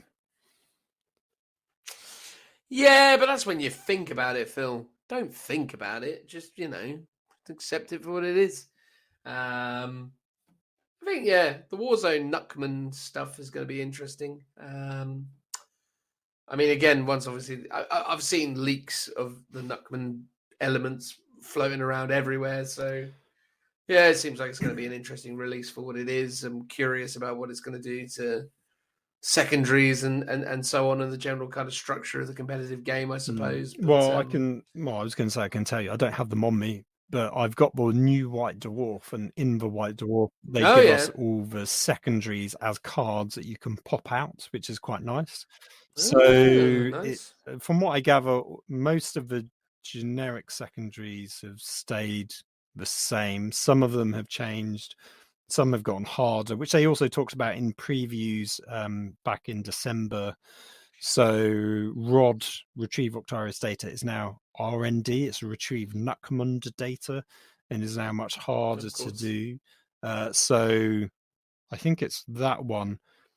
You've got to like roll a dice and roll under the number of models in your unit that are doing it. I think it was something like that. So basically, it's to stop you having characters or squads of 1 or 2 models, like Custodes, going around doing Retrieve Octarius data and stuff like that. So, but it's worded in a very lengthy, overly complicated way, as is tradition for Games Workshop. So, it's a bit of an odd one. They also give you a lot of the 8th edition armies, one specific secondary each. Yes. So Elder don't get one. Their Tau don't get one because their codexes are coming. Chaos, though, that should be coming pretty much in sync with Elder, do get one. Chaos Knights get one. Guard get one. The Guard one is basically, I think it's get 3 points a turn for killing a unit. Oh no, you get one point per unit you kill, up to 3 units a turn. So to get max points, you need to kill 15 units, which some armies won't have, for example. So it's an all right one, but it's not great. So it's interesting that they've got them there. What's the bet, though, that the missions won't be vastly different from the current existing ones? I have no idea, mate. I'm sure that information is out there, so I don't probably even need to bet on it. But I mean, I assume they won't drastically change, because the problem is that, well, not the problem, is just the nature of the game. It still needs that kind of objective placement and so on. I think, yeah, the secondaries dictate what the game is. So yeah, I can't see it massively changing, because I mean, what changes, right? It's just literally like the only thing that can change with it is the stipulation that you have to take the mission specific secondary, which essentially just means that, you know, you should just change the way you construct the idea, which is that you don't take 3 secondaries, you take the mission primary and 2 secondaries, or something would be the way you could look at it. Though that's because they did preview 2 missions early doors, which had some interesting takes on it. So it was, I think one of them was, you don't get command points, you only get your bonus command point in your command phase if you're on an objective to begin with, and you can't be on an objective in the first turn. So turn 1, you don't get an extra bonus CP. It was something like that specifically for one mission, and then the other one didn't have that. From the 2 that they previewed, it'll be interesting to see what the others are like, because if they're doing a proposition of you've got to buy this every 6 months for competitive play, they need to come out the bat with all brand new missions on a repeat of any of the ones that we've already seen, because people really won't feel like they're getting any money, like value for money, and people will want a buy-in to why this whole season needs to be good. So yeah, they've kept the secondaries very much the same and tweaked a few, plus given faction specific ones to those that need it, which would have been great, you know, a year ago for everyone. They should have just done that at the beginning of 9th edition. Go, every army, here's one faction specific secondary, enjoy, and that could have tied everyone over and keep people on an even playing field. Yeah, I do hope that they do new missions. They're all new missions with this GT pack, which we'll see in a week's time and then talk about in a couple of weeks' time. Yeah, for real. I think it's going to be interesting to see how that all develops and what is on the horizon for all of that. Again, typically, as I say, I've seen a bunch of rumors and read about the various things people assume will be happening, but as is typical for me with this sort of stuff, is I prefer to wait till we've actually got it in our hands and can actually just sort of read through it. So that's usually the way that I like to approach this stuff. I've kind of gone and just avoided all spoilers. I was assuming there wasn't even any to look at the moment, but I've not. Well, because I'm in a bunch of different chat groups and things, and like Facebook groups and the rest of it, and people are throwing like, screen grabs and things around, being like, "Oh, look, this thing," and so on and so forth. So you just sort of end up in that situation where you just hear things out and about. But I think that's the thing. It's like, I think my main thing at the moment is I'm so sort of broadly despondent to the grand tournament way of playing 40k at the moment that I'm just like, yeah, sure, it'll be what it is. It'll be another series of stipulations and so on. So I mean, that's fine. I mean, I'm fine with that. I'm sure it'll be great, whatever it is. But I guess we'll wait and we'll see. But there we go. I reckon that'll probably do, mate. I am well sleepy. I've had enough. I'm going to bed. It's way past my bedtime. How about you? Indeed. Let's say sleepy bye-bye time for everyone. That we shall. Sleepy bye-bye time, everybody. Goodbye. Good night. Goodbye. Goodbye.